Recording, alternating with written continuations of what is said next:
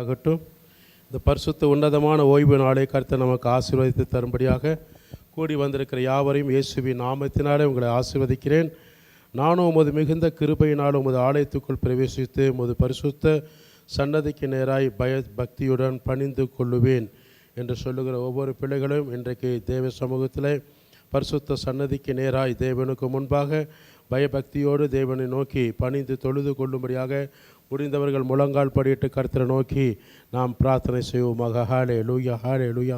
இந்த ஸ்தலத்தில் செய்யப்படுகிற ஜெபம் விண்ணப்பங்களுக்கு தேவ ஆவியானோர் பதில் கொடுக்கும்படியாக செவி சாய்க்கும்படியாக இந்த நேரத்தில் கூடி வந்திருக்கிற ஒவ்வொரு பிள்ளைகளையும் கர்த்தர் ஆசீர்வதிக்கும்படியாய் நாம் எல்லாரும் கர்த்தருடைய நாமத்தை மகிமைப்படுத்துவோம்.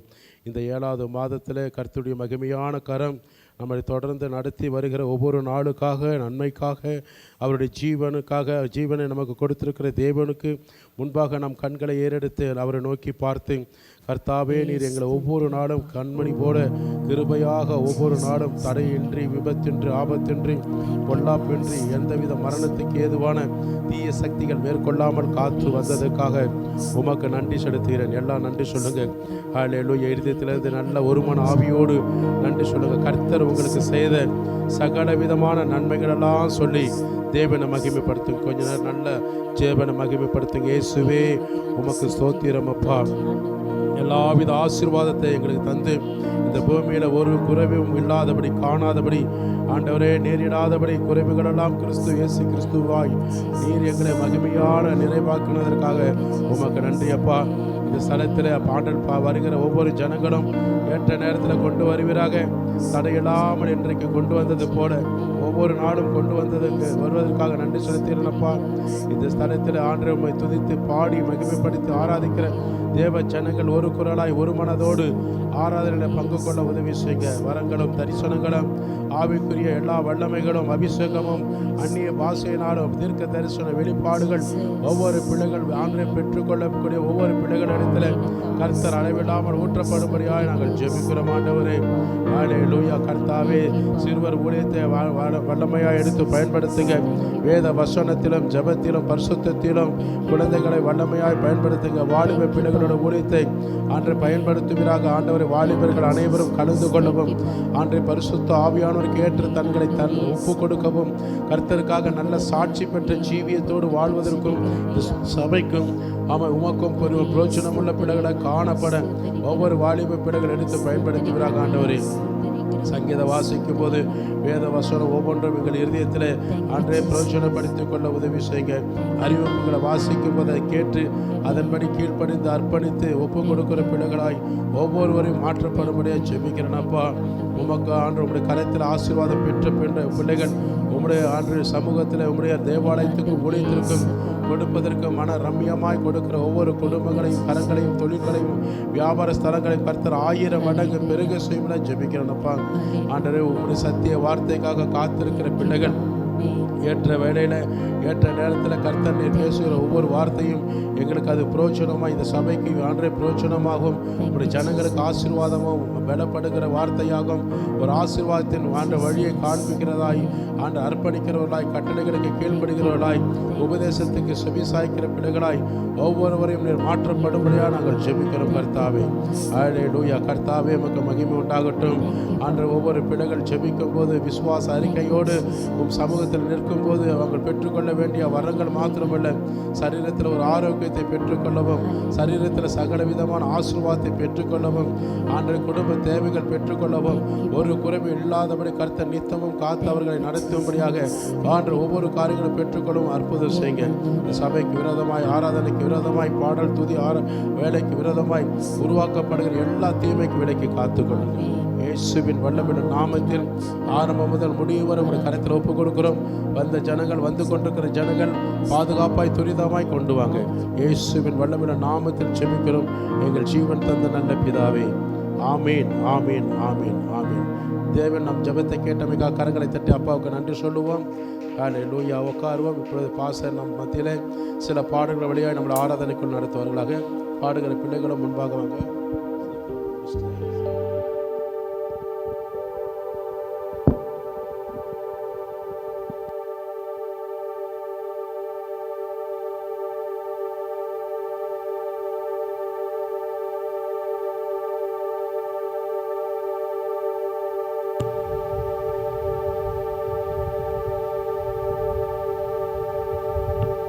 கர்த்தருடைய பரிசுத்தமுள்ள நாமத்திற்கு நான் மகிமை செலுத்துகிறேன்.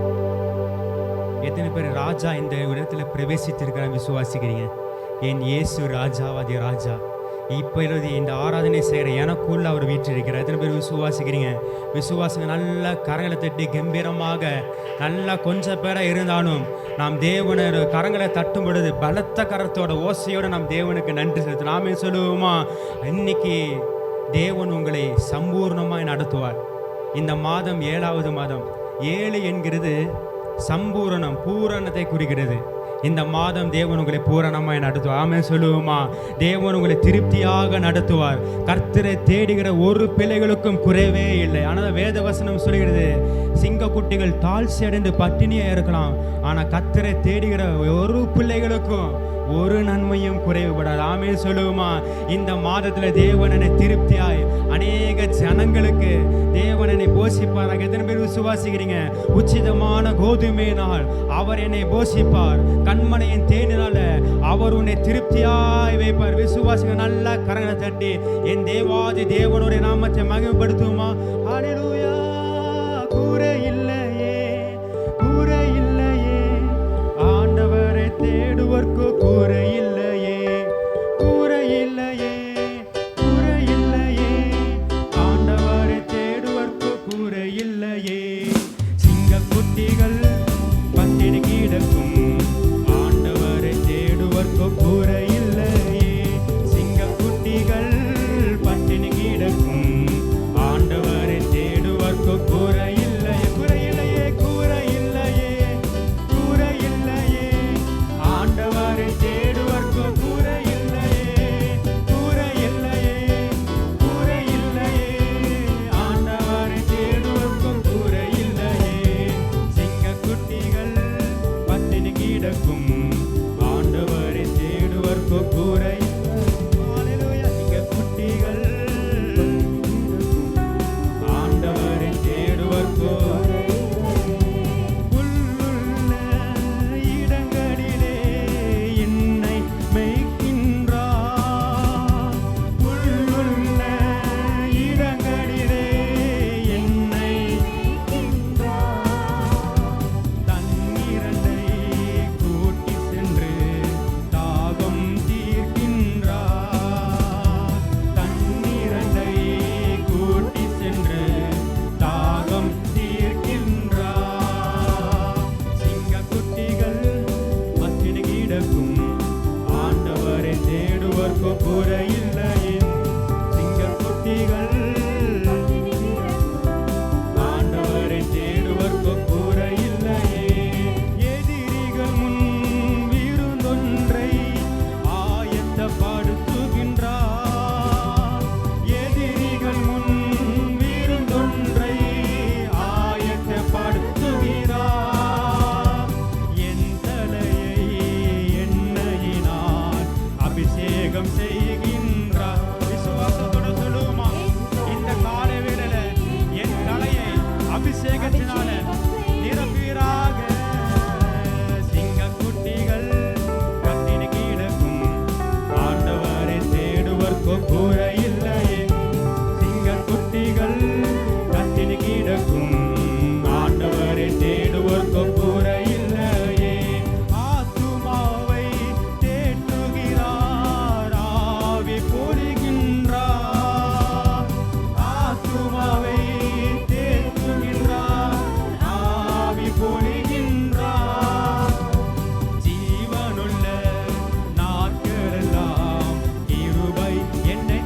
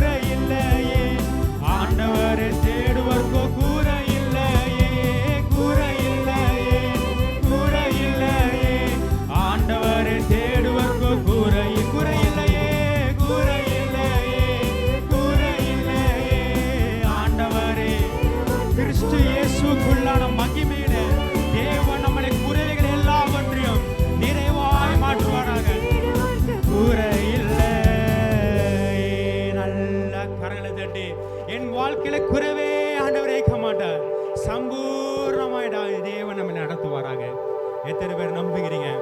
விசுவாசிக்கிறீங்க? எத்தனை பேர் விசுவாசிக்கிறீங்க? விசுவாசத்தோடு நீங்க செய்தீங்கன்னா நிச்சயமாகவே உங்க நம்பிக்கை வீண் போகாது. ஆமென் சொல்லுவோமா? ஆனால் தான் தேவனாகிய கர்த்தர் சொல்லுகிறார், நான் உன்னை நடத்துவேன், நீ போகிற வழியிலெல்லாம் நான் உன்னோட கூட இருந்து நான் நடத்துவேன். ஆனால் நடத்துகிறேன்னா நீங்க தேவனுக்கு உண்மையா இருந்தா மாத்திரம் தேவன் நடத்துவார். எத்தனை பேர் சொல்ல முடியும்? ஆலயத்துக்கு போனாதான் தேவன் உங்களை நடத்துவார்.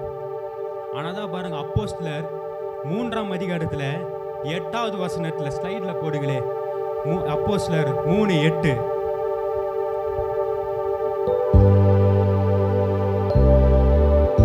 அந்த சப்பானி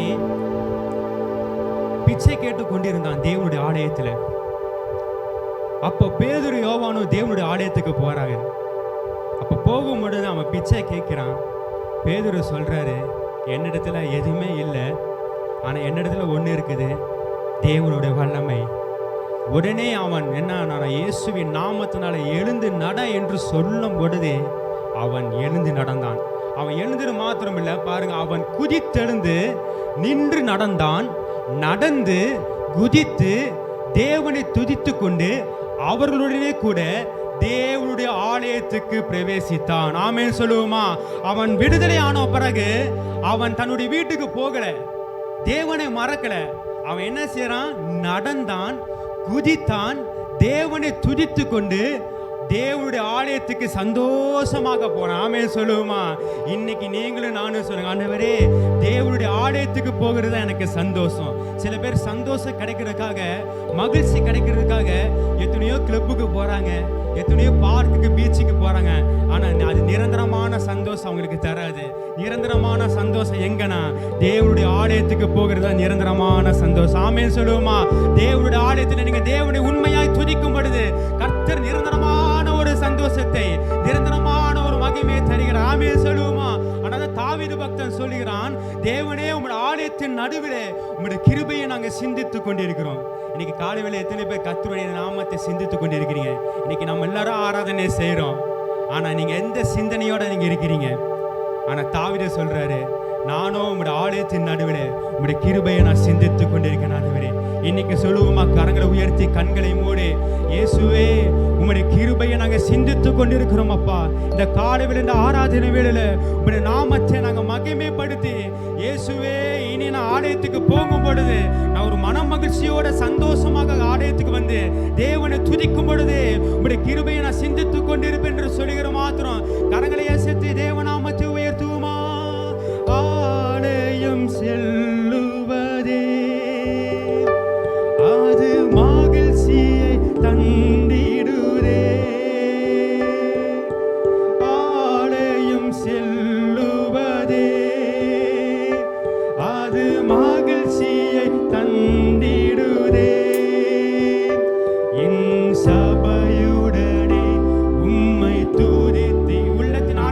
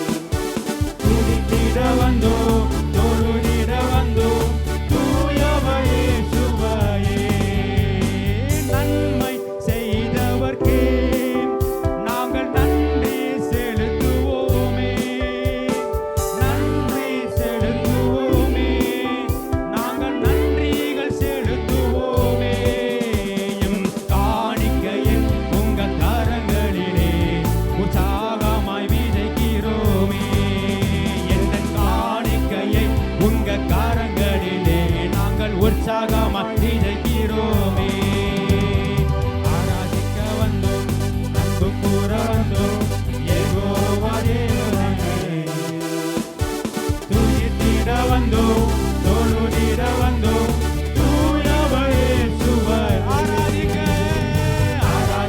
வந்தோம் அன்பு கூற வந்தோம் யெகோவா தேவனே. துதித்திட வந்தோம் தொழுதிட வந்தோம் தூயவர் இயேசுவையே. துதி கன மகிமையுமே முழு மனதோடு செலுத்துவோமே. துதி கன மகிமையும் முழு மனதோடு செலுத்துகிறோம். அப்படி செலுத்தும் பொழுது சம்பூரண ஆசீர்வாதங்களால் திருப்தியாய் அனுப்பிடுமே. சம்பூரண ஆசீர்வாதங்களால் என்னை திருப்தியாய் அனுப்பிடுமே. ஆராதிக்க வந்தோம் அன்பு கூற வந்தோம் யெகோவா தேவனையே. துதித்திட வந்தோம் தொழுதிட வந்தோம் தூயவர் இயேசுவை ஆராதிக்க வந்தோம் அன்பு கூற வந்தோம் யெகோவா தேவனையே. துதித்திட வந்தோம் தொழுதிட வந்தோம் தூயவர் இயேசுவை ஆராதிக்க வந்தோம் அன்பு கூற வந்தோம் யெகோவா தேவனையே. துதித்திட வந்தோம் தொழுதிட வந்தோம் தூயவர் இயேசுவையே. இயேசு நல்லவர் இயேசு வல்லவர் என்றென்று மாறாதவர் அவர் என்றென்று மாறாதவர். இயேசு நல்லவர் இயேசு வல்லவர் என்றென்று மாறாதவர் அவர் என்றென்று மாறாதவர். இயேசு நல்லவரே இயேசு நல்லவர் இயேசு வல்லவர் என்றென்று மாறாதவர் அவர் என்றென்று மாறாதவர். குருடரின் கண்களை திறப்பவர் அவர் நல்லவர் நல்லவரே. செவிடரின் செவிகளை திறப்பவர் அவர் நல்லவர் நல்லவர். இயேசுவே குருடரின் நீ திறப்பவரே என் கண்களை திறப்பீராக. செவிடரின் செவிகளை அவர் நல்லவர் நல்லவரே. அவர் நல்லவர் சர்வ வல்லவர் அவர் கிருபை என்றும் உள்ளதே.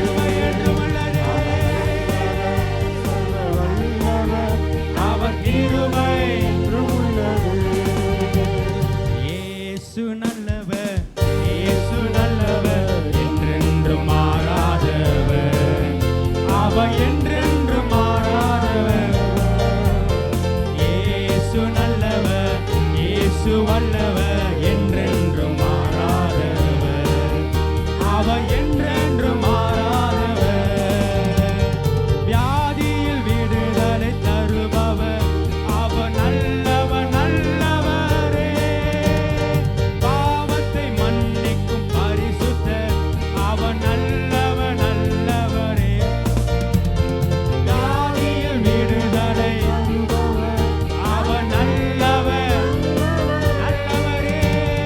பாவத்தை மன்னிக்கும் அவர் நல்லவர் நல்லவரே. அவர் நல்லவர் சர்வ வல்லவர் அவர் கிருபை என்றும் உள்ளது. அவர் நல்லவர் சர்வ வல்லவர் அவர் கிருபை என்றும் உள்ளது.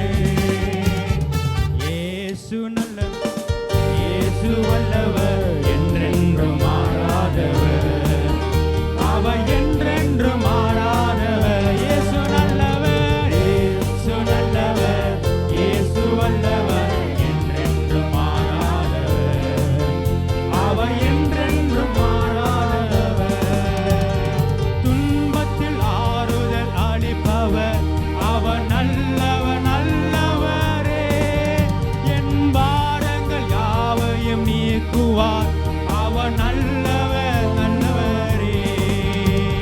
துன்பத்தில் ஆறுதல் எனக்கு துன்பத்தின் நடுவில் எனக்கு ஆறுதல் தருகிற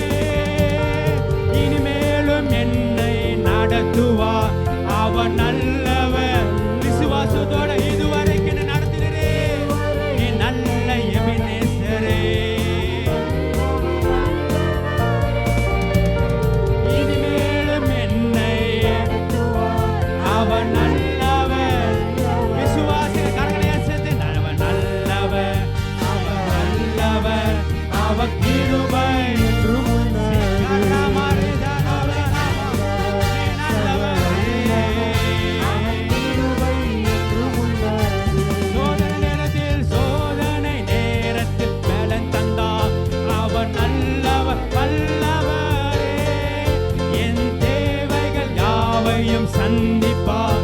அவர் நல்லவர் நல்லவரே. சோதனை நேரத்தில் அவர் நல்லவர். தேவைகள் யாவையும் சந்திப்பார். அவர் நல்லவர். கரதேசத்து அவர் நல்லவர். அவர் வல்லவர். அவர் கிருபை கிருபையே. அவர் நல்லவர் சர்வ வல்லவர். அவர் கிருபை என்றும் உள்ளதே. இயேசு நல்லவர். இயேசு நல்லவர். என்றென்றும் மாறாதவர். அவர் என்றென்றும் மாறாதவர். இயேசு வல்லவர். என்றென்றும் மாறாதவர். அவர் என்றென்றும் மாறாதவர். அவர் நல்லவர் சர்வ வல்லவர். அவர் கிருபை. அவர் நல்லவர் சர்வ வல்லவர். அவர் கிருபை என்றும் உள்ள. அவர் நல்லவர். அவர் நல்லவர் சர்வ வல்லவர். அவர் கிருபை என்றும் உள்ள. விசுவாசத்தோட அறிக்கையோடு கர்த்தரை துதியுங்கள். அவர் நல்லவர். அவர் கிருபை என்றும் உள்ளதே. ஒரு தேவ கிருபையே நாங்கள் உம்மை உயர்த்தீரோம் உயர்த்தீரோம். அவர் நல்லவர் சர்வ வல்லவர். அவர் கிருபை. இஸ்ரவேல் குடும்பத்தாரே கர்த்தரை ஸ்தோத்திரியுங்கள். ஆரோன் குடும்பத்தாரே கர்த்தரை ஸ்தோத்திரியுங்கள். லேவி குடும்பத்தாரே கர்த்தரை ஸ்தோத்திரியுங்கள். கர்த்தருக்கு பயப்படுகிறவர்களே கர்த்தரை ஸ்தோத்திரியுங்கள்.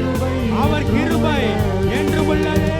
அவர் நல்லவர் சர்வ வல்லவர். அவர் கிருபை என்று உள்ள கிருபையே. அவர் நல்லவர் சர்வ வல்லவர். அவர் கிருபை என்று உள்ளதே. நல்ல கரங்களை தட்டி விடுதலையோடு சொல்லுமா. அவர் நல்லவர் சர்வ வல்லவர். அவர் கிருபை என்றும் உள்ள. அவர் கிருபையே. அவர் நல்லவர் சர்வ வல்லவர். அவர் கிருபை என்றும் உள்ள என்றும் உள்ளதே. அவர் நல்லவர் சர்வ வல்லவர். அவர் சர்வ வல்லமை உள்ளவர். கிருபை என்றும் உள்ள. எல்லா கரங்களை சேர்த்து கடைசியாக அவர் நல்லவர் சர்வ வல்லவர். அவர் கிருபை என்றும் உள்ள. நல்ல கம்பீரமாக தேங்க் யூ ஜீசஸ் என்று சொல்லி கரங்களை தட்டுவோமா. நன்றி இயேசுவே. நன்றி தகப்பனே. இதுவரைக்கும் என்னை நடத்தின என் இயேசு இனியும் என்னை நடத்த என் இயேசு போதுமானவர். விசுவாசிகள் நல்ல கரங்களை தட்டி ஆர்ப்பரிப்போமா. எல்லாரோட கிருபைகள் பெருகட்டும். தேவனுடைய கிருபை பெருகட்டும். வாய்களை திறந்து நல்ல கரங்களை தட்டி நல்ல கரங்களை தட்டி வாய்களை திறந்து தேவனை ஆர்ப்பரி. தேவனை ஆர்ப்பரி மகளே. கர்த்தர் உனக்கு பெரிய காரியங்களை செய்வார். நீ நினைப்பதற்கும் வேண்டிக்கொள்வதற்கும் மேலான காரியத்தை இந்த 7வது மாதத்துல உனக்கு பெரிய காரியங்களை சம்பூர்ணமாக அவர் செய்வார். விசுவாசிகள் நல்ல கரங்களை தட்டி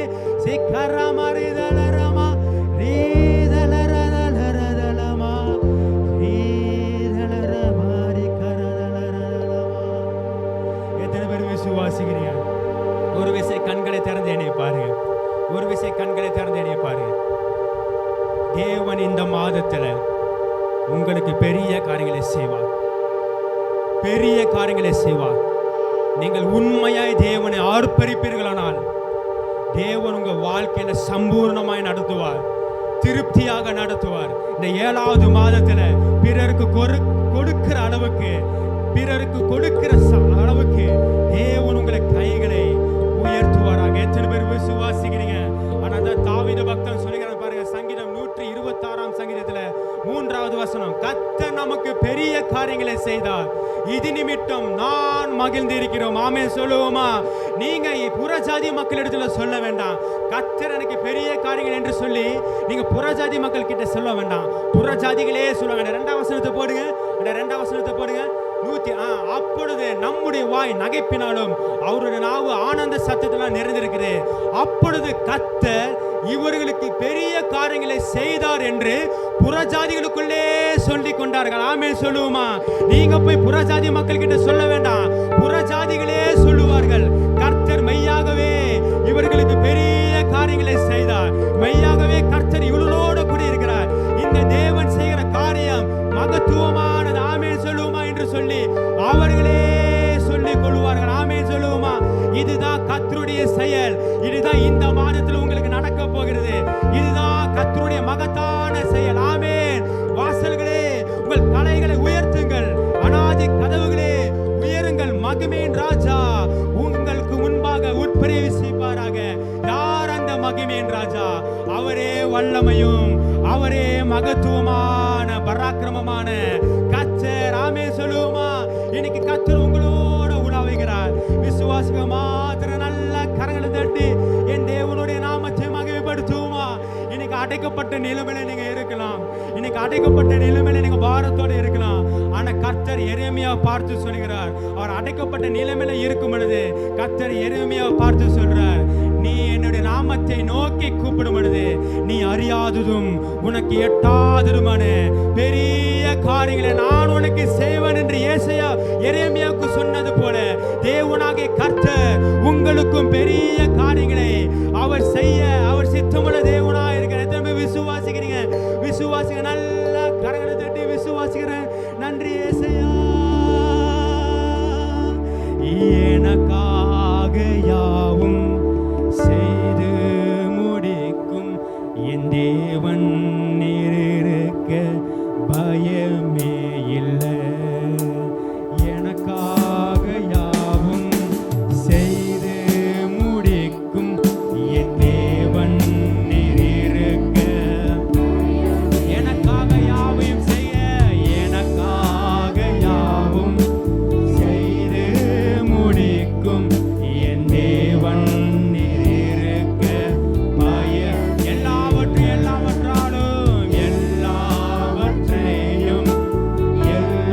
எல்லாவற்றாலும் நிரப்பும் நீரிருக்க. எல்லா கரங்களையும் சேர்த்து உங்க கைகள் உருகவில்லை, உம்மால் கூடாத எதுவும் இல்லை. உங்கள் கைகள் குறுகல, உங்க கைகள் குறுகவில்லை, உம்மால் கூடாத எதுவும் இல்லை. இயேசுவால் கூடாத எதுவும், அவரால் கூடாத காரியம் ஒன்றுமில்லை, கூடாத எதுவும் இல்லை. சகலத்தையும் நீ உருவாக்கினீ, வார்த்தையாலே நீ கட்டளையை சேர்த்து சகலத்தையும் நீ உருவாக்கினீ, வார்த்தையாலே நீ உருவாக்கினீ. என் வாழ்விலும் நீ வாக்கினால் சொன்னதை கரத்தினால் செய்து நிறைவேற்றுவே. என் வாழ்விலும் நீர் வாக்கினால் சொன்னதை கரத்தினால் செய்து நிறைவே. கரங்களையா சேர்த்து உங்க கைகள் குறுகவில்லை, கூடாத எதுவும். விசுவாசத்தோட கடைசியாக உங்க கைகள் குறுக பெரிய காரியத்தை நீங்க செய்வீரப்பா, நாங்க நினைத்து பார்க்க முடியாத அளவுக்கு. ஹalleluya. உம்மால் கூடாத எதுவும் இல்லை, உம்மால் கூடாத எதுவும் இல்லை.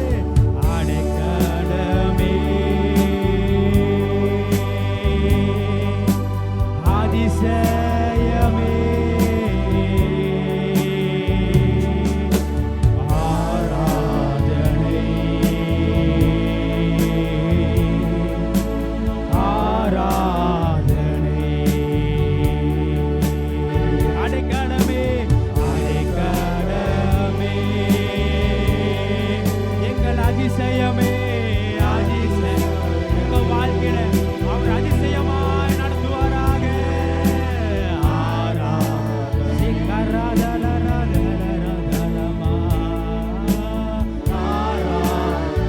வல்லவரே வல்லவரே நீ வல்லவரே.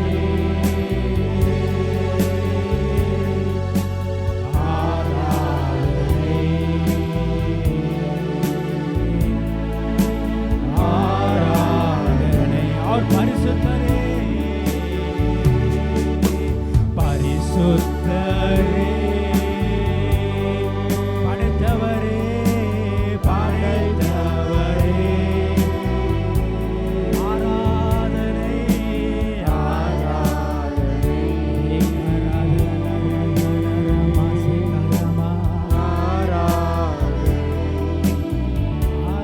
ஆராதனை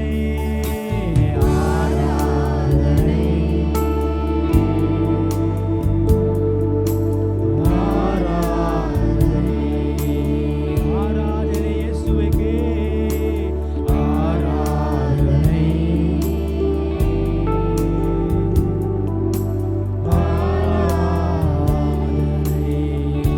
நல்ல கரங்களை தட்டி அந்த பரிசுத்தமான அந்த தேவனுக்கு விடுதலையோட கரங்களை தட்டி தேவநாமத்தை மகிமைப்படுத்துவோம். எல்லா துதி கனமே மகிமையை நாங்கள் உமக்கு செலுத்துகிறோம். இந்த ஆராதனை பொறுப்பாடுதல வைக்கிறோம். நீங்க ஏற்றுக்கொள்ளும் இயேசுவின் நாமத்தில் பிதாவே. ஆமென் ஆமென் ஆமென்.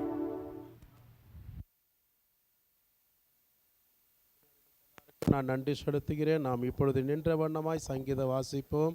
நம்ம மத்தியிலே முன்பாக வந்து சங்கீதம் 44வது சங்கீதம் 10லிருந்து கடைசி வசனம் வாசிக்க வரைக்கும் ஒருவருக்கு மாறி மாறி வாசிங்க. கடைசி வசனத்தை எல்லாரும் சேர்ந்து வாசிப்போமாக.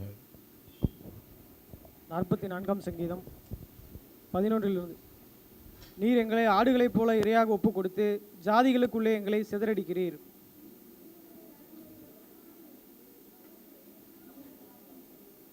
எங்கள் அயலாருக்கு எங்களை நிந்தையாகவும் எங்கள் சுற்றுப்புறத்தாருக்கு பரியாசமும் சக்கந்தமுமாக வைக்கிறீர்.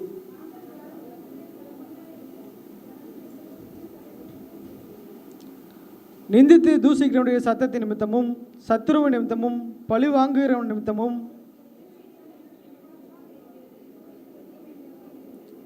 இவையெல்லாம் எங்கள் மேல் வந்திருந்தும் உம்மை நாங்கள் மறக்கவும் இல்லை, உம்முடைய உடன்படிக்கைக்கு துரோகம் பண்ணவும் இல்லை.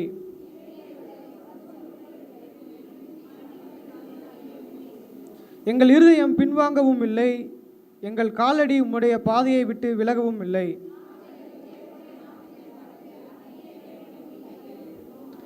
தேவன் அதை ஆராய்ந்து விசாரியாதிருப்பாரோ? இருதயத்தின் அந்தரங்களை அவர் அறிந்திருக்கிறாரே.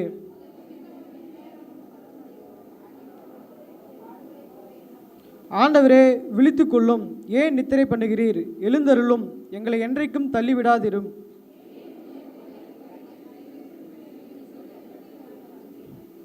எங்கள் ஆத்துமா புழுதி மட்டும் தாழ்ந்திருக்கிறது, எங்கள் வயிறு தரையோடு ஒட்டி இருக்கிறது. எல்லோரும் சேர்ந்து வாசிப்போம். எங்களுக்குள் ஒத்தாசையாக எழுந்தருளும், உம்முடைய கிருபை நிமித்தம் எங்களை மீட்டுவிடும். ஆமென். சாமுக்கு நான் நன்றி செலுத்துகிறேன். கர்த்தர் உங்களை ஆசீர்வதிப்பாராக. நாம் இப்பொழுது எல்லாரும் அமர்ந்து கொள்ளுவோம். வந்திருக்கிற யாவரையும் இயேசுவின் நாமத்தினாலே உங்களை ஆசீர்வதிக்கிறேன், வாழ்த்துதல் சொல்லுகிறேன். கர்த்தருடைய நாமம் மகிமைப்படும்படியாக இப்பொழுது நம் மத்தியில் சில அறிவிப்புகளை சிமியோன் வாசிக்க முன்பாக வரும்படியாய் அன்பாய் கேட்கிறோம்.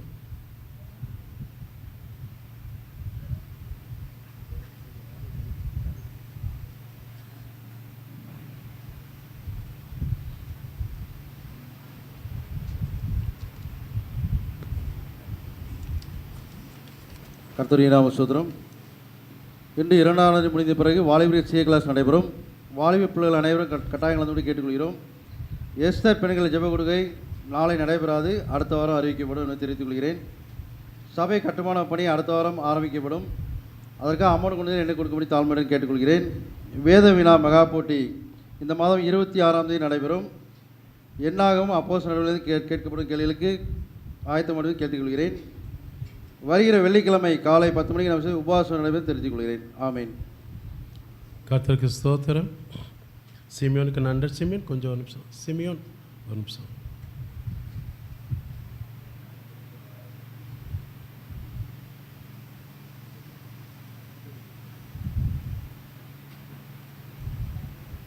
சிமியோனுக்கு நான் நன்றி செலுத்துகிறேன். கர்த்தர் உங்களை யாவரையும் ஆசீர்வதிப்பாராக. வந்திருக்கிற புதிதாய் வந்திருக்கிற எல்லா ஜனங்களையும் கர்த்தர் ஆசீர்வதிப்பார். ஏற்கனவே வந்திருக்கிறவங்களை ஆசீர்வதிப்பார்.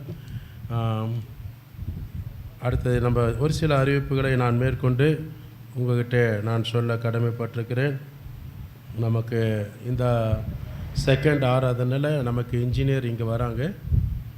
அடுத்த வாரத்தில் நமக்கு இன்னும் கட்டுமான பணிக்கு ஒரு 4-5 நாள் தான் இருக்கிறது. நமக்கு அக்ரிமெண்ட், சபையோட அக்ரிமெண்ட் முடியுது நாளையோடு முடியுது. நம்ம நாளையோடு சபை காலி பண்ணணும். சரியா? நாளையோடு சபை காலி பண்ணணும். இப்போ ஜூலை 13ஆம் தேதி, இன்றைக்கி 12ஆம் தேதி ஆகுது. நாளைக்கு சபை நமக்கு அக்ரிமெண்ட் முடியுது, காலி பண்ண வேண்டிய சூழ்நிலை வரலாம். எப்போ வேணால் வரலாம்.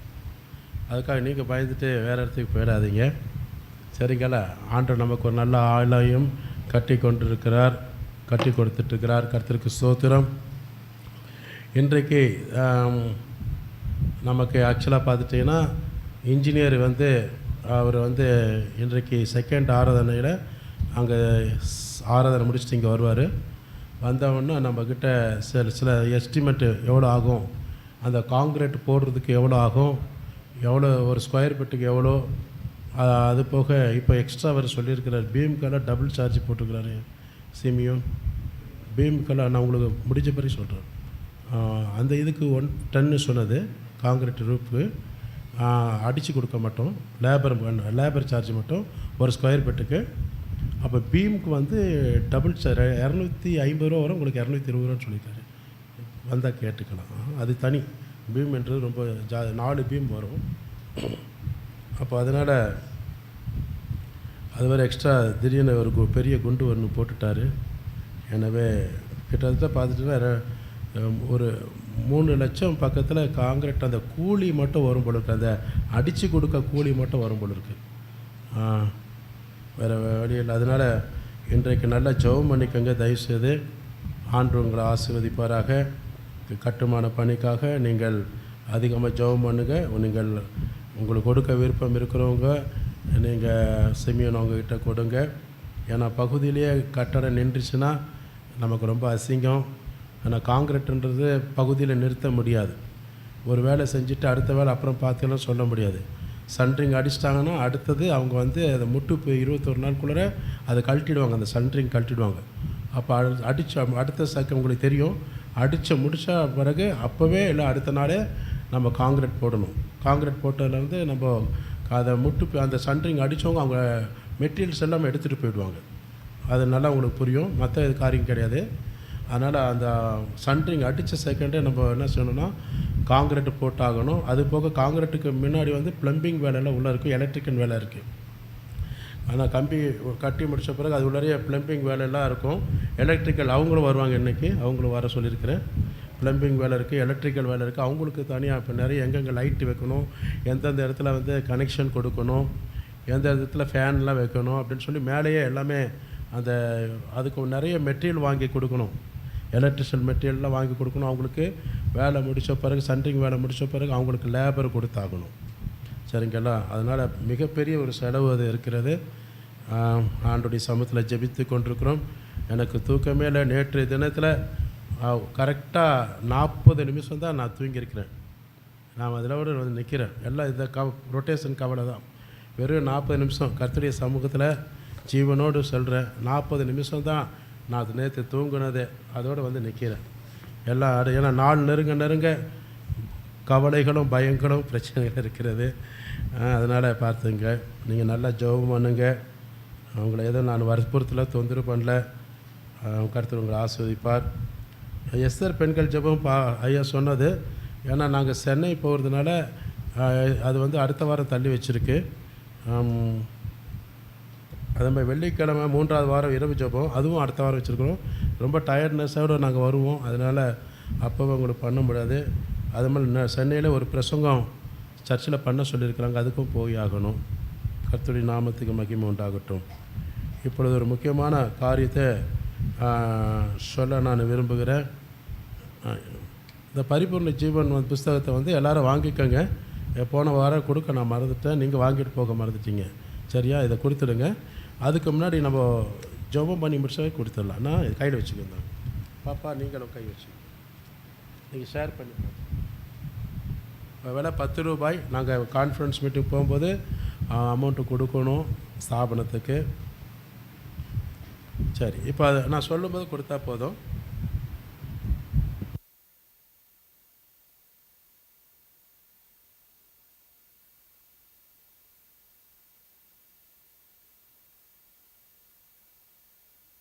தேவன் நமக்கு கொடுக்குற சத்திய வார்த்தைக்காக உங்களில் யாராவது ஒருவர், பெண்களாக இருந்தாலும் ஆண்களாக இருந்தாலும், யாராவது ஒருத்தர் ஜெபமான அன்பாக கேட்குறது, ஆவியில் ஏவப்பட்டவங்க அருள்மணியோடு இணைந்து ஜெபம் பண்ணுவோம்.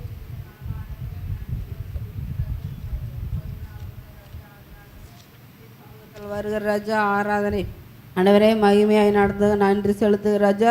தேவ வார்த்தைக்காய் கூட நாங்கள் ஜெபிக்கிற ராஜா. ஊழியக்காரர் மறைத்து நீர் பேசும்படியாய் ஜெபிக்கிற ராஜா. ஆமென் ஆண்டவரே. வந்த ஜனங்கள் வந்த வண்ணமாக இல்லாதபடி கேசப்பா உடைய வார்த்தை கேட்டு அதன் பிரகாரம் நடக்க என் தேவனாய் கத்தர் நீர் உதவி செய்யும் சேவைகளை திறந்து கொடுக்கும்படியாய் ஜெபிக்கிற ராஜா. ஆமென் ஆண்டவரே. ஊழியக்காரர் மறைத்து நீர் வெளிப்படும்படியாய் ஜெபிக்கிற ஆண்டவரே. இயேசுவின் நாமத்தில் கேட்குற எங்கள் ஜீவனுள்ள நல்ல பிதாவே. ஆமென். தேங்க்யூ. அருள்மணிக்கு நான் நன்றி செலுத்துகிறேன். தேவன் நம்மோடு பேசுவதற்காக கரங்களை தட்டிய தேவனுக்கு நாம் நன்றி செலுத்துவோமா? ஸ்தோத்திரம் ஸ்தோத்திரம். ஆண்டவர் உங்களை ஆசீர்வதிப்பாராக.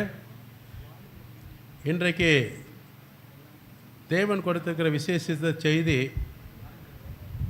ஒரு பக்கம் உங்களை ஆசீர்வதித்து மேன்மைப்படுத்துவதற்காக உயர்வு குறித்து நம்ம எடுத்துகிட்டே இருக்கிறோம். உங்களை ஆண்டவர் உயர்த்துவார். ஆசீர்வாதத்தின் பாதையில் ஒரு மேன்மையான ஆசீர்வாதத்தின் மேன்மைக்குரிய உயர்த்துவார் என்று பார்த்துட்ருக்கிறோம். இன்றைக்கு அந்த ஆசீர்வாதத்தின் மேன்மையானது காரியத்தை நம்ம பார்க்க போகிறோம். அதாவது குறிப்பாக சொல்லப்போனால் உங்களுடைய கரத்திலே ஆண்டவர் கொடுக்கிற எல்லாவித ஆசீர்வாதத்தினால உங்களுடைய ஆசீர்வாதத்தின் சம்பத்தை பெருகுவதற்கு சில வசனத்தின் அடிப்படையில் கர்த்தர் சொல்கிறார். மிக மிக நம்ம ஜாக்கிரதையாய் கவனமாய் சத்திய வசனத்தின் அடிப்படையில் நம்ம கேட்டு தேவனுடைய ஆசீர்வாதத்தின் மேன்மை உயர்வு நாம் பெற்றுக்கொள்வோமாக. வாசிப்போம். உபாகமம் ஆகமத்தில் 28ஆம் அதிகாரத்தில் 1வது வசனம், பக்கம் 257வது பக்கம். இன்று நான் உனக்கு விதிக்கிற உன் தேவனாகிய கர்த்தருடைய கட்டளைகளின் படியெல்லாம் செய்ய நீ கவனமாய் இருக்கும்படிக்கு அவர் சத்தத்திற்கு உண்மையாய் செவி கொடுப்பாயானால் உன் தேவனாகிய கர்த்தர் பூமியில் உள்ள சகல ஜாதிகளிலும் உன்னை மேன்மையாக வைப்பார். கரங்களை தட்டி நன்றி சொல்லுவோமா? இன்று நான் விதிக்கிற, இன்று நான் அப்படின்னா இந்த நாளிலே, டுடே, திஸ் டே. ஆண்டு கொடுக்குற வாட்ஸ் என்னன்னா, இன்று நான் உனக்கு விதிக்கிற உன் தேவனாகிய கர்த்தருடைய கட்டளைகளை படியெல்லாம் நீ செய்வதற்கு கவனமாக இருக்கணும். ஆண்டவர் நமக்கு கொடுத்துருக்கிற கட்டளை, அரசாங்க கட்டளை கொடுத்த கவனமாக செய்யணும் இல்லையா? வேலை செய்கிற இடத்துல உங்களுக்கு கட்டளை கொடுக்குறாங்க, இப்படி தான் செஞ்சாகணும், அந்த வேலை இப்படியெல்லாம் செஞ்சாகணும், கவனமாக அது செய்கிறோமா இல்லையா? நமக்கு இறை சட்டம் ரொம்ப முக்கியம். இந்த தமிழ்நாடு கவர்மெண்ட், இந்தியா கவர்மெண்ட் சட்டத்தை காட்டிலும் நமக்கு நிரந்தரமான சட்டம் எதுனா தேவ சட்டம், லா. சரிங்களா? அப்போ ஆண்டுடைய சட்டம் நமக்கு ரொம்ப முக்கியம். கிறிஸ்தவர்களுக்கு ரொம்ப முக்கியமான சட்டம் இது. அதனால தான் மோசே கிட்ட சட்டத்தின் ஆகமத்தை கர்த்தர் கொடுத்துக்கிறார். ஆதியாகமம், யாத்ராகமம், லேவியராகமம், எண்ணாகமம், உபாகமம், இந்த 5 புத்தகங்களும் மோசே தான் எழுதினது. ஆனாலும் அந்த மோசேயின் கரத்தில் தான் நியாயப்பிரமாணத்தின் சட்டங்கள் எல்லாமே இஸ்ரவேல் தேசங்கள் ஆகிய நீங்களும் நானும் ஆதி நாட்களில் பின்பற்றக்கூடிய ஜனங்களும் இன்றைக்கு நம்ம ஜெனரேஷன் பின்பற்றக்கூடிய காரியத்தில் கொடுக்கப்பட்டது. அப்போ இந்த சட்டம் ரொம்ப முக்கியமான காரியம். இதை நம்ம மிஸ் பண்ணிட்டோம்னா ஆண்டவருடைய சட்டத்துக்கும் அவருடைய வார்த்தைக்கும் உபதேசத்துக்கும் ஆலோசனைக்கும் நம்ம எதிர்த்து நிற்கக்கூடிய ஜனங்களாக இருப்போம். சரிங்களா? அப்போ அதனால் ஆண்டுடைய சமூகத்தில் இங்கே சொல்கிறேன், இன்று நான் உனக்கு விதிக்கிற உன் தேவனாகிய கர்த்தருடைய கட்டளைகளபடியெல்லாம் செய்வதற்கு நீ கவனமாக இருக்கும்படி. இஸ்ரவேல் ஜனங்களுக்கு அந்த நாட்களிலே தேவன் சொன்னார், மோசே நிமித்தமாக இருக்கும்படி. அவர் சத்தத்திற்கு என்னது உண்மையாய் செவி சாய்ப்பாயானால், அவர் சத்தத்திற்கு தேவன் இப்போ உங்களுக்கு பேசுகிறாருன்னா அவருடைய சத்தம், அப்படி தானே, அவருடைய வார்த்தை. அப்போ அவருடைய சத்தத்துக்கு நீங்கள் உண்மையாக செவி சாய்க்க வேண்டும். அப்படின்னா கவனமாக காதில் என்ன சொன்னால் வாங்கி உங்கள் இருதயத்தில் ஏற்றுக்கொண்டு மைண்ட் செட்டில் ஸ்டோரேஜ் பண்ணணும். அப்போ அவர் சட்டத்துக்கு உண்மையாய் நீ செவி சாய்ப்பாயானால் உன் தேவனாகிய கர்த்தர் பூமியில் உள்ள சகல ஜாதிகள் மத்தியில் உன்னை எப்படி வைப்பார்? சத்தமாக சொல்லுங்கள், கம்மியாக வருது சத்தம், மேன்மையாக வைப்பார். ஆண்களுக்கு பற்றி பகுதியிலே ஒருத்தர் சத்தமே வரலையே, சொன்னால் தான் உங்கள் வாய் திறந்து சொன்னால் தான் கர்த்தர் செய்வார். Very good. யார் சொல்கிறாங்களோ அவங்களுக்கு ஆசீர்வாதம், அப்படி தானே? யார் ஓட்டப்பந்தயத்தில் முதல்ல வராங்களோ அவங்களுக்கு தான் பரிசு. அப்போ ஆண்டுடைய சமயத்தில் அப்போ பூமியில் உள்ள சகல ஜாதிகளிலும் உன்னை நான் மேன்மை வைப்பேன். அப்போ நான் போன வாரத்தில் கொடுத்த செய்தி என்னது, ஒரு மிஷினரி சொன்னார் இல்லையா? என்ன சொன்னார்? புறஜாதிகள் நல்லா இருக்கிறாங்க, ஆனால் கிறிஸ்தவர்கள் பார்த்துட்டு எங்கிட்ட வந்து பிச்சை எடுத்துகிட்டு இருக்கிறாங்க.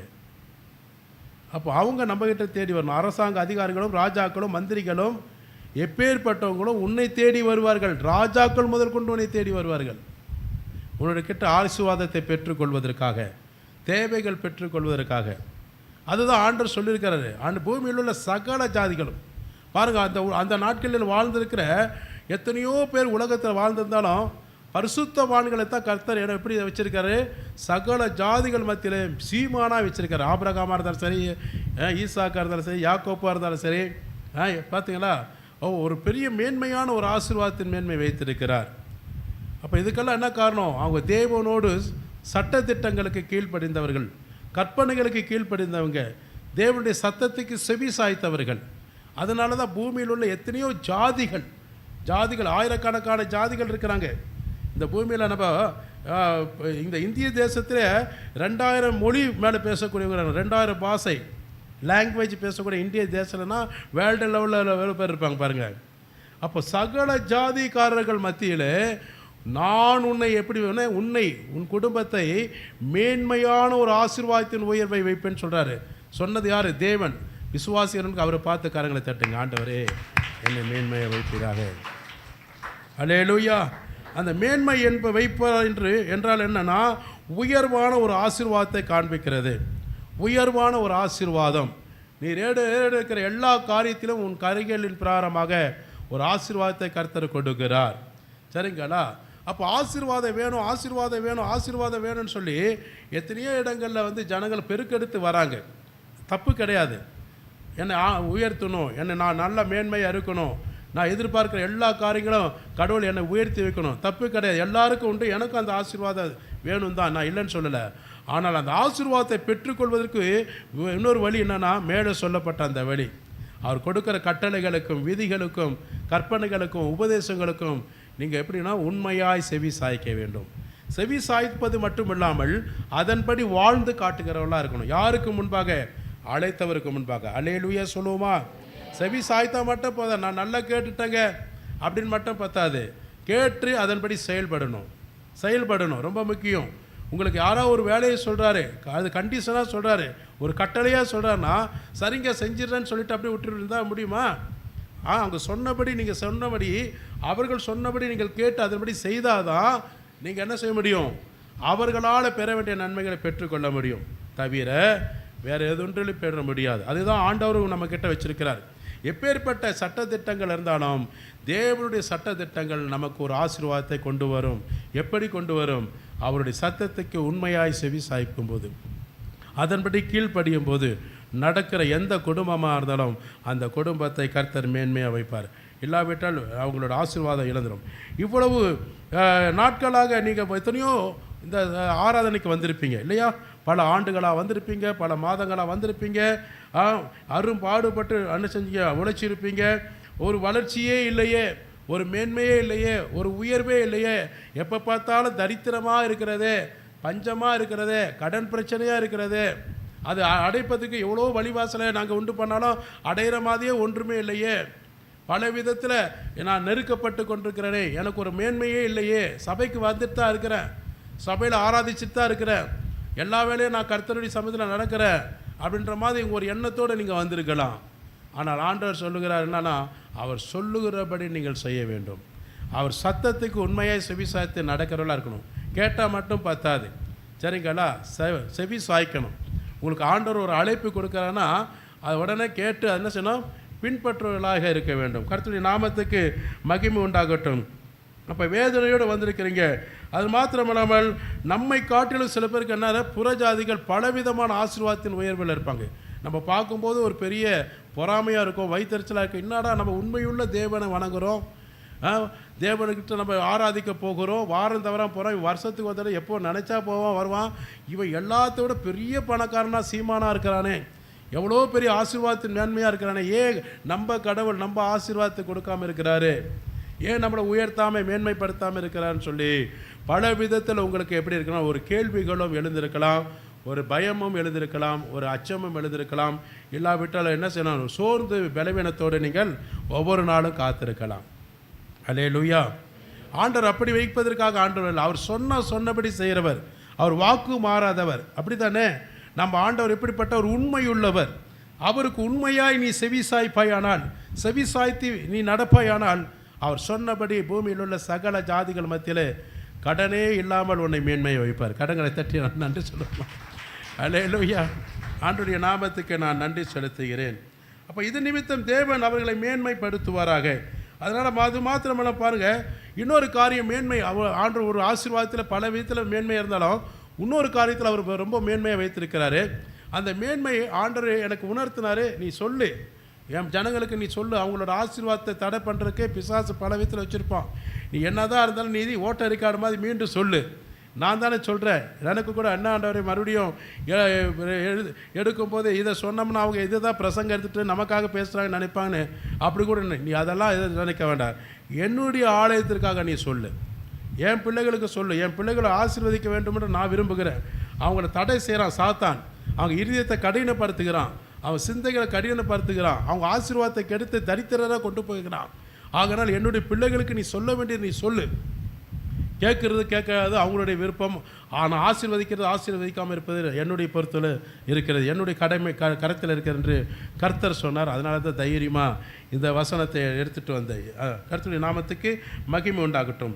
தாவீது சாலமோன் கிட்ட சொல்கிறாப்புல, தன்னுடைய மகன் இடத்துல தாவீது என்ன சொல்கிறப்பலன்னா, அங்கே வாசிப்போம் 1 நாளாகமத்தில் 28ஆம் அதிகாரத்தில் 9-10 எடுத்தவங்க வாசிங்க. 1 நாளாகமத்தில் 29 வாசிப்போம்.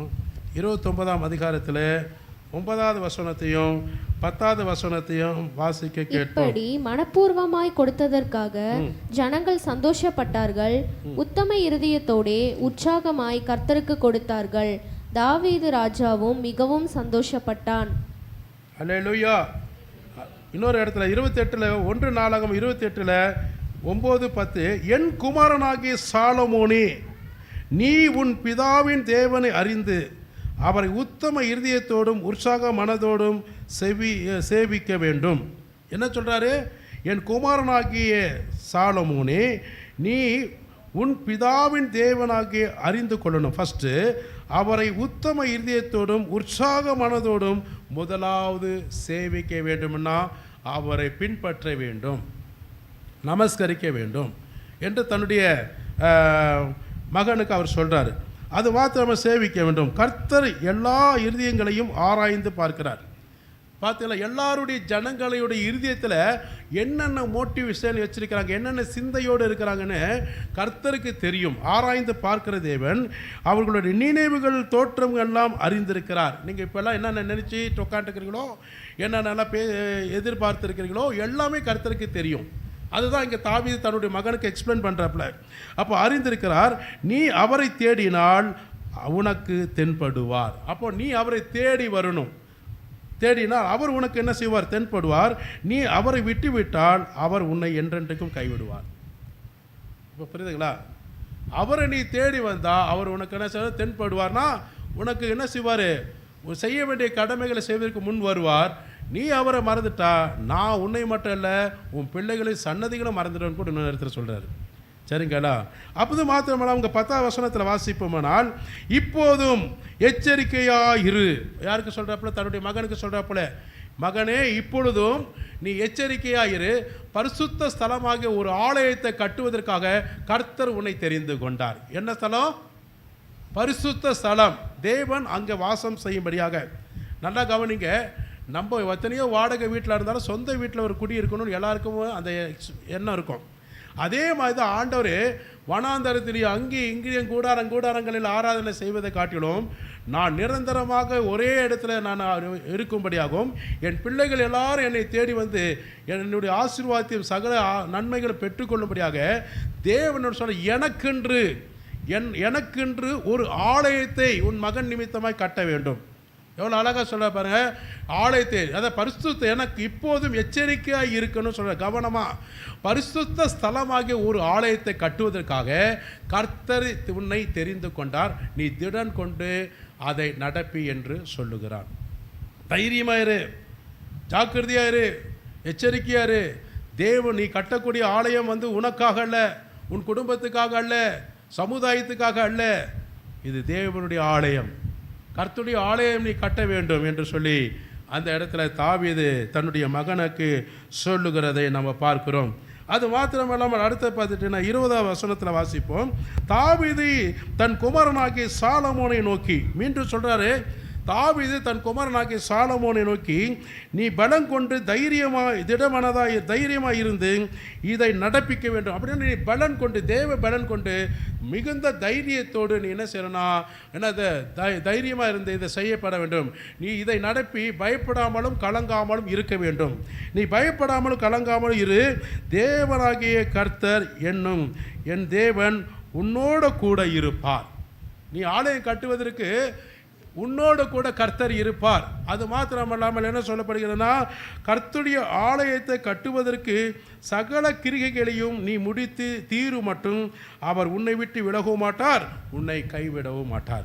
கர்த்தருடைய ஆலயத்தை முடிப்பதற்கு அவருடைய என்னென்னலாம் தீர்மானம் எடுத்திருக்கிறாரோ, அந்த ஆலயத்தை எப்படியெல்லாம் மகிமையுள்ள ஆலயமாக அவருக்கு முன்பாக காணப்பட வேண்டும் என்று டிசைன் பண்ணியிருக்கிறாரோ, ஒரு மேப் கொடுத்துருக்கிறாரோ, ஒரு ப்ளூ பிரிண்ட் கொடுத்துருக்காரோ, அவை எல்லாம் கட்டி முடித்து ஆண்டவர் அதில் வாசம் செய்வதற்காக என்றென்றைக்கும் தம்முடைய ஜனங்களை பரிசுத்த ஜனமாய் வழிநடத்தி நித்திய ராஜ்யத்துக்குள் பிரவேசிப்பதற்காக தம்முடைய கூடாரம், தேவன் என்றென்றைக்கும் தங்குற ஸ்தலமாகிய அந்த ஸ்தலத்தை கட்டுவதற்கு ஆண்டவர் என்ன சார் இவ்வளவு காரியங்களை தைரியத்தை கொடுக்கிறாரு.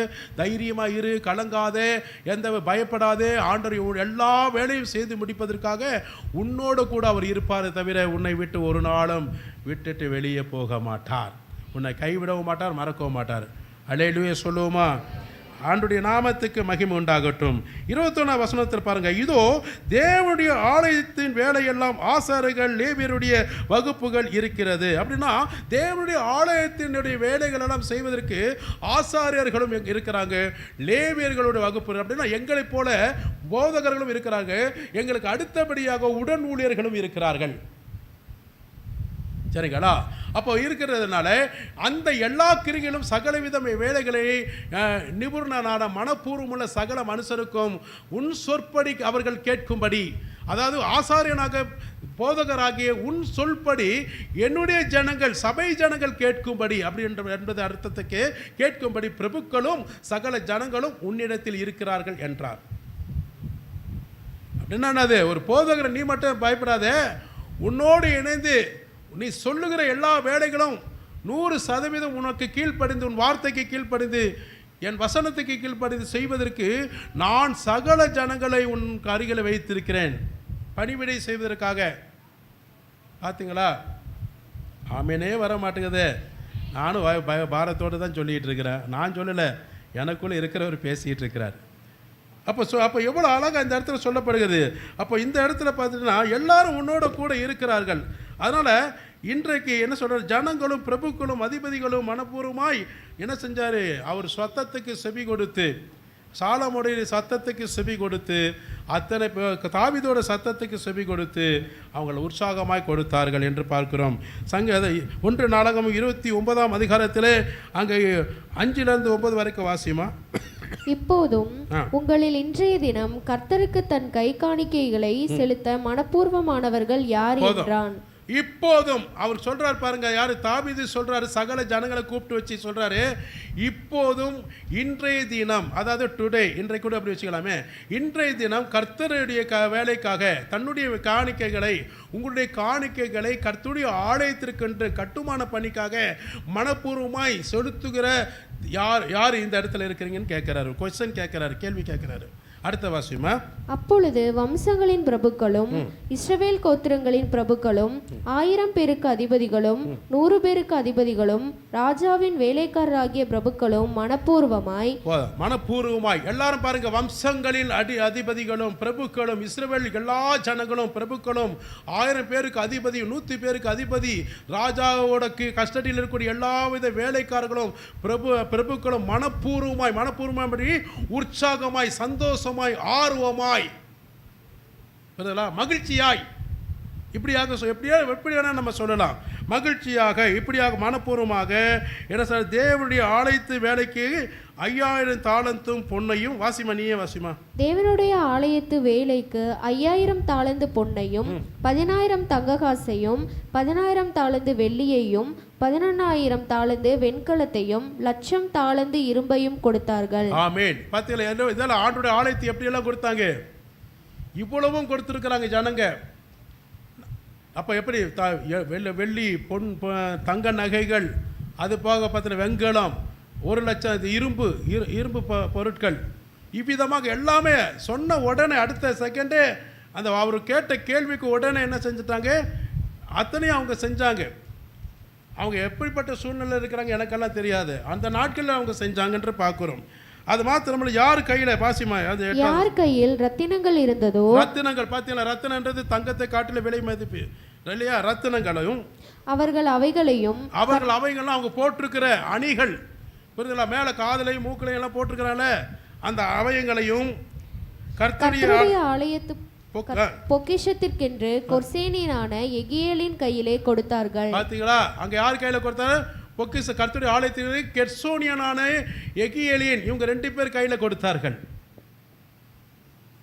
எதற்காக கொடுத்தாங்க, தேவனுடைய ஆலய கட்டுமான பணிக்காக அவங்க மனப்பூர்வமாக இத்தனையும் கொடுத்தார்கள். அடுத்தது பார்த்துட்டீங்கன்னா, இப்படி மனப்பூர்வமாய் கொடுத்ததற்காக ஜனங்கள் சந்தோஷப்பட்டார்கள். பார்த்தீங்களா, இதுதான் உண்மை. ஆண்டவருடைய ஆலயத்து கர்த்தருடைய ஆலயத்துக்காக கொடுக்கப்பட்டதுக்கு ஜனங்கள் எல்லாரும் என்ன செஞ்சாங்க, ஏதோ வாயில வர மாட்டேது, நீங்க ஏதோ துக்கப்பட்டு உங்ககிட்ட நான் தான் முதலே சொல்லிட்டேனே, சந்தோஷப்பட்டார். நீங்க தெரிஞ்சுக்கணுன்றது தான் நான் சொல்றேன், அதுக்காக உங்க இதெல்லாம் சொல்லிட்டு கட்டாயப்படுத்தி கொடுங்கன்னு நான் கேட்கவே கிடையாது. அது உங்களுக்கும் கர்த்தருக்குரியது. அதனால் இங்கே சொல்லப்படும் இப்படி மனப்பூர்வமாய் கொடுக்கிறதுக்காக கர்த்தருடைய ஆலயத்துக்கு ஜனங்கள் மிகவும் சந்தோஷப்பட்டார்கள். சந்தோஷம் அது ரொம்ப முக்கியமான காரியம். யாருக்கு கொடுக்குறோம், எனக்காக இத்தனை ஆசீர்வாதம் கொடுத்த தேவன், என்னை உயர்த்தின தேவன், மேன்மைப்படுத்தின தேவன், அவருக்காக அவருடைய ஆலயம், அவர் தங்குகிற ஒரு ஆலயம் வேணும். அவர் அப்பா பிதா தங்குகிற இடம், என்னை ஆசீர்வதிக்கிற இடம், என் குடும்பத்தை ஆசீர்வதிக்கிற இடம், என் குடும்பத்தை எல்லாவித பிளஸ் பண்ணுற இடம், எவ்வளோ பிரச்சனை இருந்தாலும் அந்த இடத்துல வந்து தான் நான் அவர்கிட்ட சொல்கிற இடம், என்னை எல்லா விதத்தில் நித்திய வழியில் நடத்துகிற இடம், என்னை பரிசுத்தமாய் நடத்துகிற ஒரு சன்னதி ஒரு இடம். அந்த இடம் யார், தேவனுடைய ஆலயம். அந்த ஆலயம் எப்படிப்பட்டதாக இருக்கணும், தேவனுடைய ஆலயம் எங்களுடைய கரத்தினால் கொடுக்கப்பட்டு கட்டப்பட்டு அது தேவனுடைய இருதயத்துக்கு சந்தோஷமான ஆலயமாய் நாங்கள் கட்டி முடிப்போம் என்ற அந்த தீர்மானம், அந்த பாரம், அந்த சந்தோஷம் அந்த ஜனங்களுக்கு இருந்தது. பாருங்க, இப்படி மனப்பூர்வமாய் கொடுத்ததற்காக ஜனங்கள் எல்லோரும் சந்தோஷப்பட்டார்கள். உத்தம இருதயத்தோடு உற்சாகமாய் கர்த்தருக்கு கொடுத்தார்கள். தாவீது ராஜா மிகவும் சந்தோஷப்பட்டார். எல்லாருமே உற்சாகமாக கொடுத்தாங்க, சந்தோஷமாக கொடுத்தாங்க, கர்த்தருக்கு கொடுத்தாங்க, தாவீதுக்கு கொடுக்கல, ஆண்டவருக்கு தான் கொடுத்தாங்க. அப்போ கொடுத்ததுனால என்னது, தாவீது ராஜா மிகவும் சந்தோஷப்பட்டார். நான் ஒன்று நல்லா உங்களுக்கு சொல்கிறேன் கேளுங்கண்ணா. அப்பாவுக்கு கோடிக்கணக்கான சொத்து இருந்தாலும் அவருக்கு வந்து சாப்பிட்றதுக்கு எல்லா வகையிலும் அவருக்கு தெரியும். ஆனால் தன்னுடைய பிள்ளைகளோட கரத்தினால அப்பா அம்மா சாப்பிட்ற ஒரு ஆசீர்வாதம் ஒரு பிரியம் இருக்கும். புரியுதுங்களா? அதே மாதிரி தான் ஆண்டவருக்கு வெள்ளியும் பொண்ணு அவருடையது, வானம் பூமியும் அவருடையது. அவர் வித்தின் செகண்டில் எப்படி வேணால் அவர் செய்ய முடியும், யாரை கொண்டு வேணால் செய்ய முடியும். ஆனால் அவர் ஏன் செய்யலைன்னா, என்னுடைய பிள்ளைகளோட கரத்திலே நான் கட்ட ஆசைப்படுகிறேன், என்னுடைய பிள்ளைகளோட கரத்தில் நான் கொடுத்திருக்கிற ஆசீர்வாதத்தினால என் பிள்ளைகள் கூட கொடுக்கும்போது அதில் நான் சந்தோஷப்படுகிறேன்றார். அதனால தான் சொல்கிறாரு. இப்போ புரியுதுங்களா? அதுக்கும் பதில் வர மாட்டேங்குது. தூங்கிடாதீங்க, ஆனால் முழிச்சிருந்து கேளுங்க தயவுசெய்து. ஆகையால் தாவீது சபை அனைவருக்கும் கண்களுக்கு முன்பாக கர்த்தருக்கு ஸ்தோத்திரம் நன்றி செலுத்துகிறான். கொடுத்ததுனால செலுத்திக் கொள்வது மட்டுமல்லாமல் எங்கள் தகப்பனாக இஸ்ரவேலின் தேவனாக கர்த்தருக்கு சதா காலங்களிலும் தேவரீர் உமக்கு நன்றி சொல்லத்தக்க ஸ்தோத்திரம் உண்டாவதாக என்றார். அது மாத்திரமல்லாமல் பாருங்கள், இந்த இடத்துல என்ன சொல்லப்படுகிறதுனா 12ஆம் வசனத்தை ஐஸ்வர்யம் கனமும் உம்மாட வருகிறது. பார்த்தீங்களா? நான் ஏற்கனவே சொன்ன பற்றியில் ஐஸ்வர்யம் கனமும்னா எவ்வளோ பெரிய ஆசீர்வாதத்துக்கு உண்டான வெள்ளியும் தங்க எல்லாமே அவர் கருத்திலேருந்து வருகிறது. அங்கே கோல்டன் சிட்டி தான் மேலே. பரலோகம் எப்படி இருக்கும்னு நீங்கள் நினைக்கிறீங்க? Golden city. அப்போ அவர் போய் வெள்ளியும் பொண்ணு அவருக்கு அவர் கையில் இருக்குது. யாருக்கு வேணால் கொடுக்க முடியும், உயர்த்த முடியும், மேன்மைப்படுத்த முடியும். எந்த மனுஷனும் மேன்மைப்படுத்த உம்மால் ஆகும். ஐஸ்வர்யம் கனமும் உம்முடைய கரத்தில் இருக்கிறது. ஆனால் இருதயத்தை பார்க்குறாரு, கொடுக்கிற அந்த இருதயத்தை கர்த்தர் கவனிக்கிறாரு. எந்த இருதயம் நான் என் சொல்லுக்கு கீழ்ப்பட்டு இவ்வளோ தரித்திர சூழ்நிலையும் கஷ்டத்தின் சூழ்நிலையும் என்னுடைய ஆலயத்திற்காக கொடுக்க மனப்பூர்வமுள்ள அந்த இருதயத்தை கர்த்தர் பார்க்கிறார். அந்த பிள்ளைகளை கர்த்தர் உயர்த்த விரும்புகிறார். கரங்களை தட்டி ஆண்டுக்கு நன்றி சொல்லுமா? அவரால் செய்ய முடியாத ஒன்று கிடையாது, அவரால் கூடாத காரியம் ஒன்றுமே கிடையாது. ஒரு மனிதனால் கூடாத காரியம் தேவனால் கூடும். அப்போ அவருக்கு தெரியாதுல்ல, தன்னுடைய பிள்ளைகளுடைய கரத்திலே, என் குழந்தைகளோட கரத்தில், புறஜாதிகள் கொடுக்கிற கரத்தில் அவருக்கு ஆலயம் கட்ட விரும்பலை. அது வேசியின் பணமாக இருக்கும். என் பிள்ளைகள் பரிசுத்தமுள்ள என்னுடைய பிள்ளைகளுடைய கரத்திலே நான் என் ஆலயத்தை கட்ட நான் விரும்புகிறேன். அல்லேலூயா. இதை நல்லா புரிஞ்சுக்கணுங்க தயவுசெய்து. அப்போ பாருங்க, ஐஸ்வர்யம் கனமும் உம்மாட வருகிறது. தேவரே நீர் எல்லாவற்றையும் ஆளுகிறவர், உம்முடைய கரத்திலே சத்துவும் வல்லமையும் உண்டு. எவரையும் மேன்மைப்படுத்தவும் எவரையும் பலப்படுத்தவும் உம்முடைய கரத்தினால ஆகும். எந்த மனுஷனையும் ஆசீர்வாதத்தின் மேன்மைப்படுத்தவும் அவர்களை தைரியப்படுத்தவும் பலப்படுத்தவும் உம்முடைய கரத்தில் இருக்கிறது. ஐஸ்வர்யம் கனமும் உம்மாட வருகிறது. ஹல்லேலூயா. ஆண்டுடைய சமூகத்தில் இப்படி 14ஆம் வசனத்தை பாருங்கள். இப்போ 13ஆம் வசனம், இப்போதும் எங்கள் தேவனே நாங்கள் உமக்கு ஸ்தோத்திரம் செலுத்தி உமது மகிமையுள்ள நாமத்தை நாங்கள் துதிக்கிறோம். நீர் சொன்னதுக்காக நாங்கள் துதிக்கிறோம். அது 14ஆம் வசனத்தை பாருங்கள். இப்படி மனப்பூர்வமாய் கொடுக்கும் திராணி உண்டாவதற்கு நாங்கள் எம்மாத்திரம். நாங்கள் ஒன்றுமே இல்லை ஆண்டவரை, கொடுப்பதற்கு எங்கள்கிட்ட ஒன்றுமே இல்லை. எல்லாம் உம்முடைய சொத்து, உம்முடைய ப்ராஃபிட், நீங்கள் கொடுத்த ஆசீர்வாதம். நாங்கள் ஒன்றும் பெருசாக ஒன்று அங்கேயும் திருடிட்டு வரல. நீங்கள் கொடுத்துருக்கிற ஆசீர்வாதத்தில் தான் நான் கொடுப்பதற்கு நாங்கள்லாம் ஏமாத்துறோம். இன்னும் கொடுப்பதற்கு நாங்கள் பாரம் உள்ளவராக இருக்கிறோம். எல்லாம் உம்மால உண்டானது. நீங்கள் எல்லாமே உங்களுக்கு கரத்தில் தான் நாங்கள் பெற்றுக்கொண்டோம். உமது கரத்தில் வாங்கி உமக்கே கொடுக்குறோம். பார்த்தீங்களா? உம்முடைய கரத்தில் நாங்கள் வாங்குகிறோம் ஆசீர்வாதத்தை.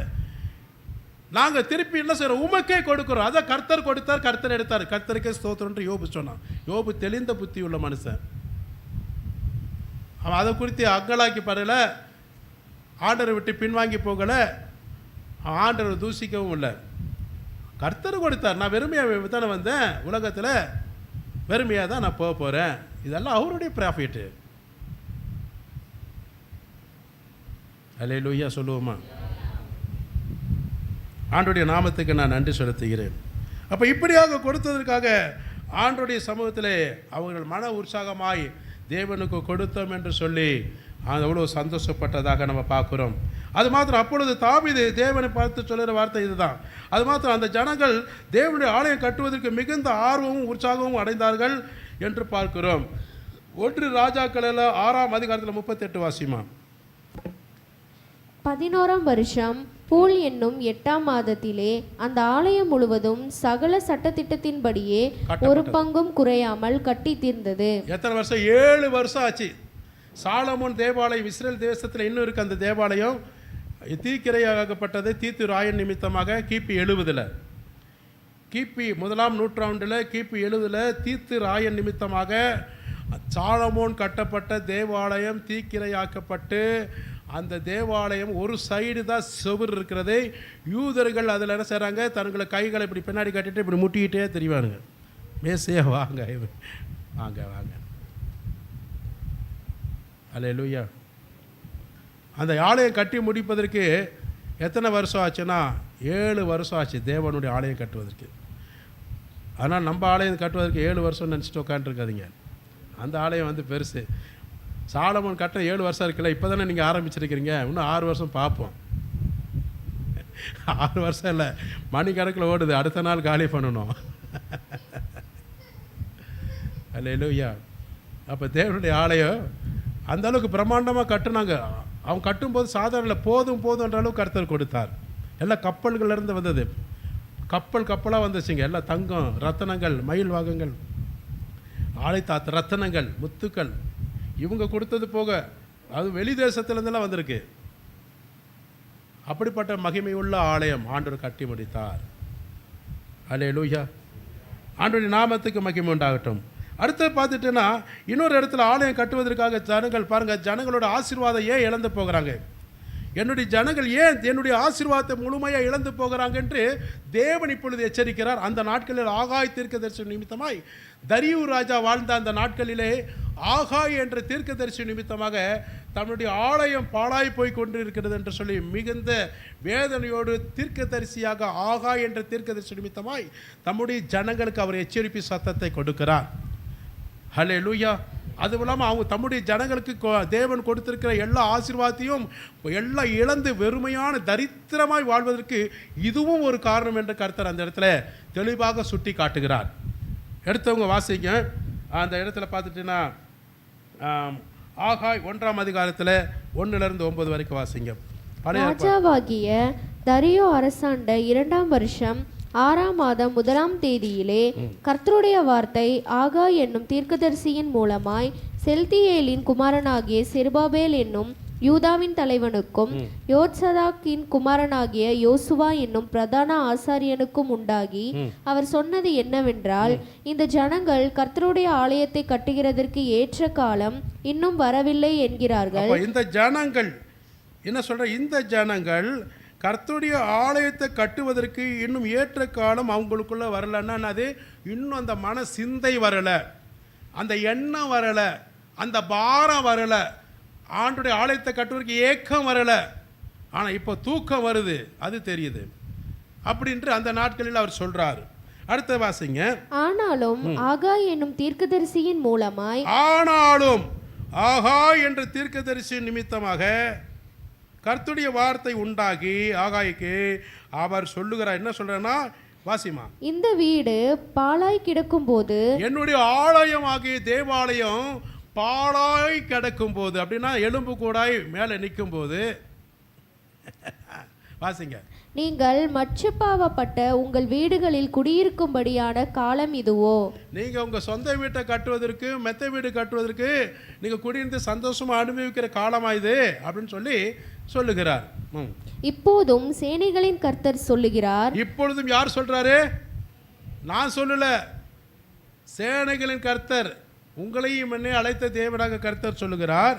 உங்கள் வழிகளை சிந்தித்து பாருங்கள். உங்களுடைய வழிகள் என்ன, நீங்க என்ன வாழ்க்கை வாழ்ந்துட்டு இருக்கிறீங்க, என்ன சம்பாதிக்கிறீங்க, என்ன கொண்டு வர்றீங்க, என்ன சேமித்து வைத்திருக்கிறீங்க, எப்படிப்பட்ட வாழ்க்கை நீங்க வாழ்ந்து கொண்டிருக்கிறீங்க என்று உங்களுக்கு நீங்களே சிந்தித்து பாருங்கள் என்று சேனைகளின் கர்த்தர் நமக்கு சொல்லுகிறார். நீங்கள் திரளாய் விதைத்தும், நீங்கள் திரளாய் விதைக்கணும், நல்லா சம்பாதிக்கிறீங்க, ஓடி ஓடி உழைக்கணும், ஊருக்கெல்லாம் கொடுக்கணும் அப்படின்ற மாதிரி எல்லாம் என்ன சார் சம்பாதித்து திரளாய் சம்பாதிக்கிறீங்க, இரவும் பகலும் கடுமையாக உழைக்கிறீங்க, கொஞ்சமாய் அறுத்து கொண்டு வருகிறீர்கள். கொஞ்சமா அறுத்து கொண்டு வர என்னது, நல்லா சம்பாதிக்கிறீங்க, ஆனால் வீட்டுக்கு வந்து சேர்த்துக்குள்ள என்னது, வழிவாசல்ல கந்து வெட்டிக்காரன் பேக்கு கிச்சியில் வச்சுக்கிட்டு எல்லாத்தையும் சுரண்டி கொண்டு போயிடுவான். இல்லாட்டி எங்கேயாவது என்னது மருத்துவமனைக்கு, அந்த மனைக்கு, இந்த மனைக்கு எல்லாத்தையும் கொடுத்துட்டு வந்துருங்க, கொஞ்சமாக அறுத்து கொண்டு வரீங்க. அடுத்தது, நீங்கள் புசித்தும் திருப்தியாக, நீங்கள் நல்லா சாப்பிட்றீங்க, ஆனால் சாப்பாடு சாப்பிடும்போது அது ஜீர்ணிக்காத அளவுக்கு என்னது நெஞ்சி வலிக்கிற மாதிரி கப்புன்னு இருக்கும் அந்த பிரச்சனைகளை நினைக்கும் போது, வருமானங்கள் பிரச்சனை நினைக்கும் போது திருப்தியாகவில்லை, குடித்தும் பரிபூரணம் அடையவில்லை.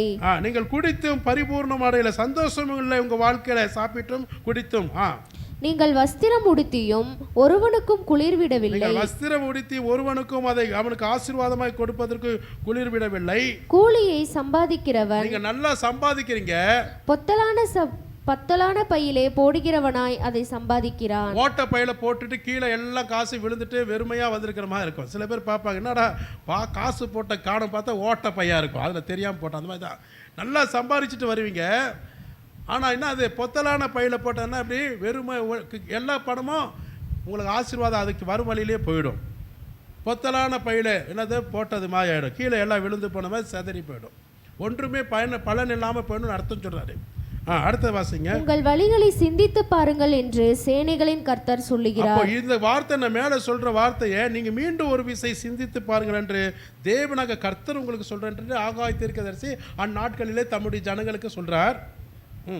நீங்கள் மலையின் மேல் ஏறி போய், இப்போ ஒண்ணு கெட்டு போகல, நீங்கள் மலையின் மேல் ஏறி போய் மரங்களை வெட்டி கொண்டு வந்து, என் ஆலயத்தை கட்டுவதற்காக மரங்களை வெட்டி கொண்டு வந்து ஆலயத்தை கட்டுங்கள், என்னுடைய ஆலயத்தை கட்டுங்கள், அதன் பேரில் நான் பிரியமாய் இருப்பேன். அந்த ஆலயத்தில் மேல நான் எப்படி இருக்கிறேன், நீங்க கட்டின ஆலயத்திலே நான் பிரியமாய் இருக்கிறேன், அதனால் என் மகிமை விளங்கும் என்று கர்த்தர் சொல்லுகிறார். அதனால நீங்க கட்டக்கூடிய அந்த ஆலயத்துல என்னுடைய மகிமை அந்த ஆலயத்தில் என்னது விளங்கும்னா, மகிமையாய் கர்த்தர் உங்களை ஆசீர்வதிக்க விரும்புகிறார்.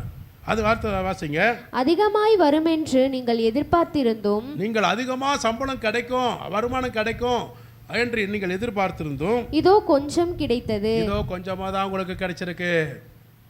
வாசிங்க, அப்படி வாசிங்க. நீங்கள் அறுத்து வீட்டுக்கு கொண்டு வந்தோம். நீங்க அறுத்து வீட்டுக்கு நல்லா அப்படின்னா நீங்க ஆசீர்வாதத்தின் வருமானங்களை நல்ல சந்தோஷமா கொண்டு வந்து வரீங்க. நான் அதை ஊதி போடுகிறேன். நான் அதை எப்படின்னா ஊதி போடுறேன்னா ஒன்றும் இல்லாம, எப்படின்னா இப்போதான்டா வாங்கின இவ்வளோ சம்பளம் அதுக்குள்ளே காலி ஆயிடுச்சா, அதான் ஊதி போடுறது. நிற்காது, தங்காது, ஊதி போடுகிறேன். எது நிமித்தம் என்றால், எதனால நான் ஊதி போடுறேன், உங்களை வறுமையும் வறட்சி எதனால நான் கொண்டு வரேன் அப்படின்னு சொல்றாரு. என் வீடு பாழாய் கிடக்கும் போது சொல்றேன், என்னுடைய ஆலயம் அங்க பாழாய் கிடக்கும் போது நீங்கள் எல்லாரும் அவனவன் தன் வீட்டிற்கு ஓடி போகிறீர்களே.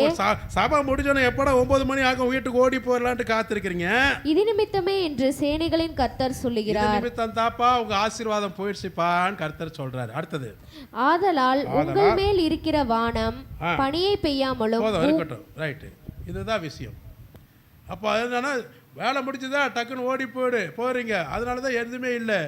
இன்னும் நம்ம தேவ ஆலயத்துக்கு உண்டான ஒரு பாரம், ஒரு ஜெபம், ஒரு கொடுத்தல், இதெல்லாம் அந்த நாட்களிலே இல்லாதனால தான் ஆகாய் தீர்க்கதரிசி மூலிமா இஸ்ரவேல் ஜனங்களுக்கு கர்த்தரே சொல்லுகிறார் அவ்வளோ பாரத்தோடு, என்னுடைய வீடு, என்னுடைய பிள்ளைகளை ஆசீர்வதிக்கக்கூடிய ஒரு வீடு பாழாய் கிடக்கிறது. நீங்கள் உங்கள் வாழ்க்கை இந்த கடைசி காலங்களில் உங்கள் சொந்த காரியத்தை குறித்துட்டு அதிகமாக அக்கறை செலுத்த வேண்டாம்னு சொல்ல, கண்டிப்பாக செய்யணும்.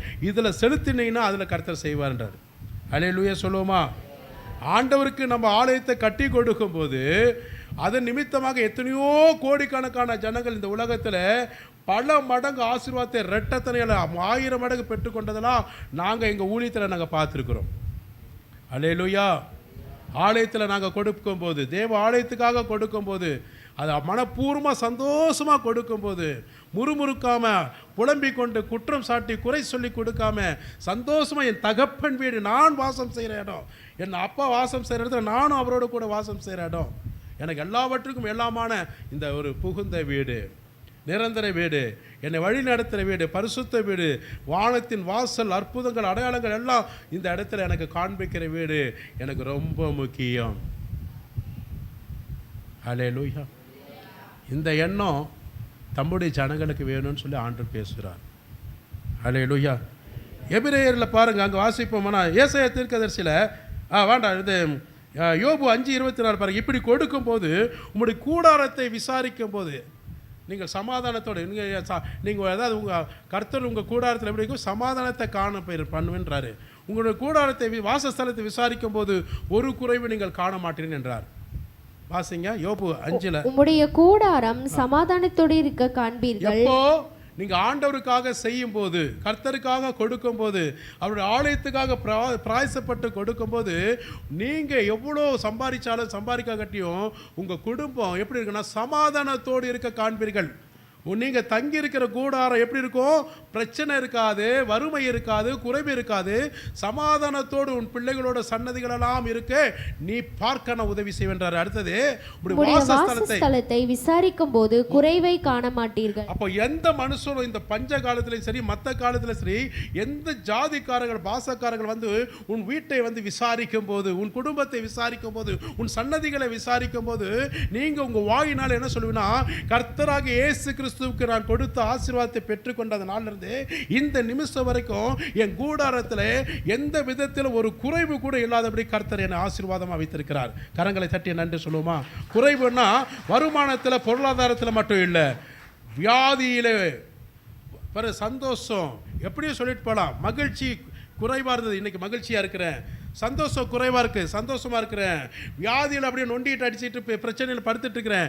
இன்னைக்கு ஆண்டவர் நல்ல ஆரோக்கியமாக, அதான் ஒரு குறைவு இல்லாமல் என் சரீரம் அவயங்கள் முழுவதும் ஆசீர்வாதமாக கர்த்தர் வைத்திருக்கிறார். என் குடும்பங்கள் சன்னதிகள் எல்லாம் ஆசீர்வாதத்தின் பாதையில் கர்த்தர் பாதுகாத்து நடத்தியிருக்கிறார். ஒரு பிரச்சனைகள் விபத்துகள் அணுகாதபடி நித்திய தேவனாக கர்த்தர் என்னை சாட்சியாய் இந்த நிமிஷம் வரைக்கும் ஒரு வியாதி இல்லாமல் ஒரு திடனாய் பெடனாய் கர்த்தர் என்னை வைத்திருக்கிறார். என்னையும் மட்டுமல்ல, என் பிள்ளைகளோட சன்னதிகளை வைத்திருக்கிறார். அல்லேலூயா. ஆண்டவருடைய நாமத்துக்கு மகிமை உண்டாகட்டும். நான் பெருமைக்காக மீண்டும் சொல்கிற தப்பாக நினைக்காதீங்க. பொங்கலூர்லேயே இருக்கட்டும் சரி, இங்கே இந்த ஊர்லேயே இருக்க சரி, பொங்கலூர்லேயே என்னுடைய வீட்டை தேவாலயத்துக்கு தான் ஆண்டுக்காக கொடுத்தது தான். இந்த இடத்துலையும் நாங்கள் வாங்கி இப்போ 2012 வாங்கினதும் வீடு கட்டணுன்றது கட்டுறது கூட எனக்கு பைபிள் பிடிச்ச நான் சொல்கிறேங்க சார். சத்திய ஆவியானோட சத்தியமாக நான் சொல்கிறேங்க. சத்தியம் அடிக்கக்கூடாது. இந்த இடத்த நான் வாங்கினது வந்து வீடு கட்டி நம்ம வாடகை விட்டு சாப்பிட்டுட்டு அதுக்காக கடுகளவு கூட இல்லை. இல்லாட்டி உங்கள் கண்களுக்கு முன்னாடி என்னுடைய ஜீவன் கர்த்தர் எடுத்துக்கொள்வாராங்க. உங்களுக்காக என் பிள்ளைகிட்ட யார்கிட்ட தொந்தரவு கொடுக்கக்கூடாது, கஷ்டத்தை கொடுக்கக்கூடாது, வேதனையை கொடுக்கக்கூடாது. என் குழந்தைகளுக்காக கர்த்தர் எங்களுக்கு கொடுத்துருக்க ஆசீர்வாதம் தேவனுக்கே நாங்கள் கொடுக்குறோன்னு சொல்லி அந்த 2012 வாங்கினது. இன்னும் சாட்சி பெற்றவங்களாம் அங்கே உட்காந்துருக்கிறீங்க. அருள்மணி இருக்கிறீங்களா? பொங்கலூரில் ஒரு அடக்காரதில் போகும்போது உங்கள் சொன்னா இல்லையா, நீங்கள் தான் கொஞ்சம் மூத்த விசுவாசி. இப்போ இருக்குது என்ன சொல்லியிருக்கீங்க? 12 அங்கே போய் சந்தோஷமாக அந்த இடத்துல சொன்னேன். ஆண்டவர் நமக்கு அப்போலாம் இடம் பார்த்துட்டே வரும். யாருமே பணம் கொடுக்கல. வாக்கு பணங்கள்லாம் பல்ட்டி அடிச்சுட்டு சில பேர் கொடுத்தா, சில பேர் கொடுக்கல இல்லையா? சர்மிளாவுக்கும் தெரியும் நினைக்கிறேன் இல்லையா? அப்போ எல்லாம்னா நம்ம அடக்காரதனைக்கு அங்கே போகும்போது அப்போது உங்கள் ஆத்துக்காரர் இருக்கிறாரு.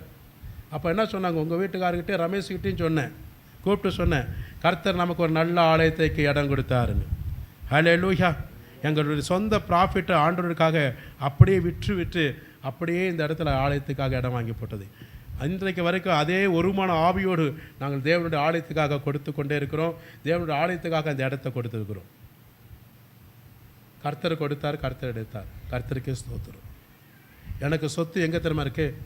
தேவனுடைய ராஜ்யத்தில் கர்த்தரை வைத்திருக்கிறார். எனக்கு சொத்து தேவையில்லை. அந்த பரலோக ராஜ்யத்தில் ஓரமான ஒரு பார்ப்பதற்கு, முகமுகமாக பார்ப்பதற்கு, ஆராதிப்பதற்கு ஒரு இடம் எனக்கு குடும்பத்துக்கு இருந்தால் போதும். ஹல்லேலூயா சொல்லுவோமா? இதுதான் அந்த பாரம். விசுவாசிக்கிட்ட போய் அவங்ககிட்ட போய் கெஞ்சணும், அவங்ககிட்ட போய் திணிக்கணும், அவங்கள எப்படியா போட்டு மோட்டிவ் பிரெயின் வாஷ் பண்ணி வாங்கணும். எனக்கு அந்த மோட்டிவே கிடையாது. என்னை ஆசீர்வதிங்க ஆண்டவரே, உங்களுக்கு நான் தருகிறேன். ஹல்லேலூயா. ஆண்டவருடைய நாமத்துக்கு மகிமை உண்டாகட்டும். அதனால் கூடாரத்தை விசாரிக்கும் போது ஒரு குறையை நீ பார்க்க மாட்டாய். இன்றைக்கு வரைக்கும் ஆண்டவருடைய சமூகத்தில் ஒரு குறைவு இல்லாமல் கர்த்தர் எங்களை நடத்தி கொண்டு வருகிறார். உங்களை எப்படி நடத்துகிறார் எனக்கு தெரியாது.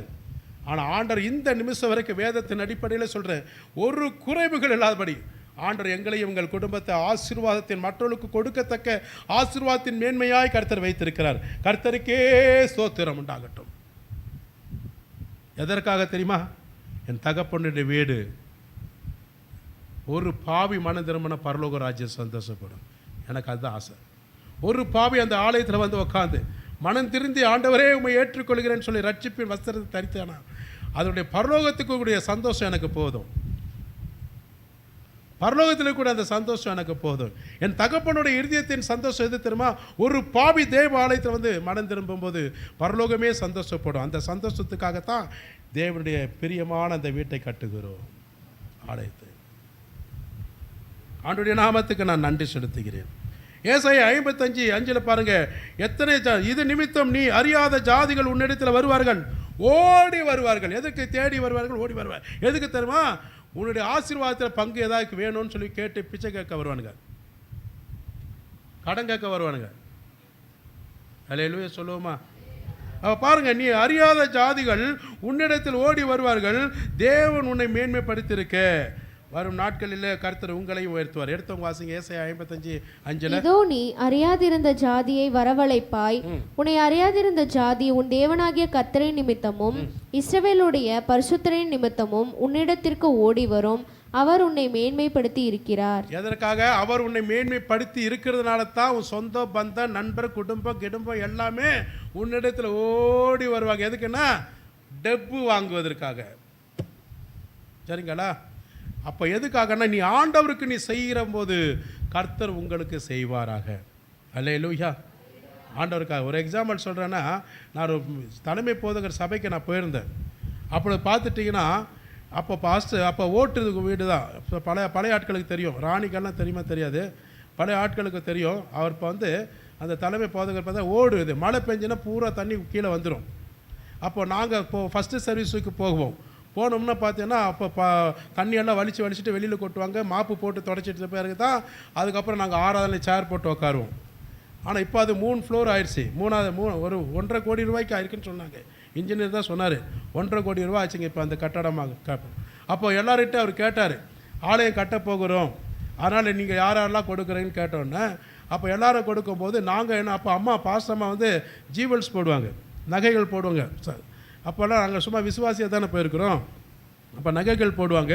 அப்போ நாங்கள் என்ன சொல்லிட்டோம், அப்புறம் உடனே ஒன்றும் பாஸ்டர்கிட்ட கிட்ட கொடுன்னு சொல்ல, பாஸ்ட் ஒரு வார்த்தை யார் யார் கொடுங்கன்னு சொல்லி அறிவிப்பு கொடுக்கும்போது, அப்போ நான் பாஸ்டாம பார்த்தாங்க, அவங்க என்ன பார்த்தாங்க, அப்படி இப்படின்னு செய்கை காட்டினேன். அப்படின்னு அங்கேயே கழட்டிட்டாங்க. வீட்டுக்கு வந்த பிறகு மறுபடியும் அப்போ கிட்டத்தட்ட பார்த்தீங்கன்னா ஒரு 20 வருஷத்துக்கு முன்னாடி, 2005 நினைக்கிறேன், இப்போ 21 வருஷம் ஆச்சு. 20 வருஷத்துக்கு முன்னாடி 5000ன்றது எவ்வளோன்றது உங்களுக்கு தெரியும் இல்லையா? அந்த 5000 ரூபா ரொக்க பணமும் ப்ளஸ் இந்த நகையும் என்ன செஞ்சோம், ஆண்டவருக்காக நாங்கள் கொடுத்துட்டு வந்த பிறகு ஆண்டவர் கொடுத்த ஆசீர்வாதத்தில் லட்சக்கணக்கான பணம் எங்களுக்கு ஸ்டுடியோவில் ஆர்டர் கொடுத்தாரு. கர்த்தருக்கே ஸ்தோத்திரம். லட்சக்கணக்கான ஆர்டர்கள் கொடுத்து ஒரு வாரம் கூட ஆகலை. எங்களுக்கு ஆண்டவர் எப்படின்னா பல மடங்கு கொடுத்தார். கர்த்தருக்கு ஸ்தோத்திரம். நான் ஜீவனை கொண்டு தான் சொல்கிறேன். கொடுத்த அடுத்த வாரமே நான் எவ்வளோ கொடுத்தேனோ அதோட ட்ரிபிள் மடங்கு ஆண்டவர் கொடுத்துருக்கிறார். நான் ஆண்டவருக்கு நான் நன்றி செலுத்துகிறேன். ஆபேல் பாருங்க, காயினோட பலியை காட்டிலும் ஆபேல் மேன்மையான கொடுத்ததுனால தான் தேவனுக்கு அவன் மேன்மையான ஆசீர்வாதத்தை பெற்றுக்கொண்டான். எபிரேயர் 11:4 வாசிங்க, இதோட நம்ம முடிப்போம். விசுவாசத்தினாலே ஆபேல் காயினுடைய பலியிலும் மேன்மையான பலியை தேவனுக்கு செலுத்தினான். அப்ப விசுவாசத்தினாலே அப்படின்னா தேவன் மேல வச்சிருக்கிற நம்பிக்கையினாலே காயினோய் கொடுத்திருக்கிற பலி என்னன்னா, அந்த தேவனுக்கு கொடுக்கக்கூடிய அந்த தசம பாகம் காணிக்கை பலியை காட்டிலும் ஆபேல் கொடுத்தது தான் பெஸ்டானது என்று கர்த்தர் அங்கீகரித்தார். புரியுதுங்களா? அவன் உற்சாகமாய் கொடுத்தான், காயின் உற்சாகமாக கொடுக்கல, வெசனத்தோடு கொடுத்தான். சரிங்களா? அதனால தான் ஆபேலோட பலி செலுத்தினதை இந்த நிமிஷம் வரைக்கும் அநேக திருச்சபைகளிலே அவன் கொடுத்த காணிக்கையும் தசமபாகத்தை குறித்து சபைகளிலே அவனை குறித்து கர்த்தர் பேசி கொண்டிருக்கிறார். ஹல்லேலூயா சொல்லுவோமா? ஆண்டுடைய நாமத்துக்கு மகிமை உண்டாகட்டும். அது மாத்திரம் கடைசி அந்த வசனத்தை சொல்லி நான் முடிக்க போகிறேன். உபாகம் 28ஆம் அதிகாரத்தில் அங்கே 2-3 மட்டும் வாசிங்க. மீண்டும் ஒரு விஷயம் ஞாபகத்தில் 1-2-3 வாசிங்களேன். உபாகம். நீ உன் தேவனாகிய கர்த்தரின் சத்தத்திற்கு செவி கொடுக்கும் போது, ஆசீர்வாதம் மீண்டும் நீ பெற்றுக்கொள்ள வேண்டும் என்றால் உன் தேவனாகிய கர்த்தருடைய சத்தத்துக்கு நீ செவி கொடுக்கும் போது இப்பொழுது சொல்லப்படும் ஆசீர்வாதங்கள் எல்லாம் உன்மேல் உனக்கு பலிக்கும். இப்பொழுது சொல்லப்படுகிற எல்லா ஆசீர்வாதங்கள் எல்லாம் உண்மையிலே பலிக்கும். நீ பட்டணத்திலும் ஆசீர்வதிக்கப்பட்டிருப்பாய், வெளியிலும் ஆசீர்வதிக்கப்பட்டிருப்பாய். ஊருக்கு எந்த இடத்துக்கு போனாலும் சரி கர்த்தருடைய ஆசீர்வாதம் தொடர்ந்து வந்துகிட்டே இருக்கும். பட்டணத்திலையும் சரி வெளியிலையும் சரி எங்கே போனாலும் உங்களை ஆசீர்வதிக்கிற தேவனாக கர்த்தர் உங்களோட கூட வந்து கொண்டிருப்பார், கொடுத்து கொண்டே இருப்பார். அல்லேலூயா. அப்போது நீ உன் தேவனாக கர்த்தருடைய சத்தத்திற்கு மீண்டும் செவி கொடுக்கும்போது இப்பொழுது சொல்லப்படுகிற எல்லா ஆசீர்வாதத்தின் மேன்மையின் உயர்வு ஆண்டவர் என்ன செய்வார், உங்களுக்கு மனப்பூர்வமாய் என்ன செய்வார், கொடுப்பார், உன்மேல் பலிக்கும். அப்படின்னா அப்படியே நிறைவேற்றுவேன் உறுதிமொழியாக கர்த்தர் சொல்கிறார். எல்லாரும் ஒரு விஷயம் நாம் எழுந்து இருப்போமா? சரியாய் 9 ஆயிடுச்சு நம்ம எழுதிருப்போம். ஹல்லேலூயா.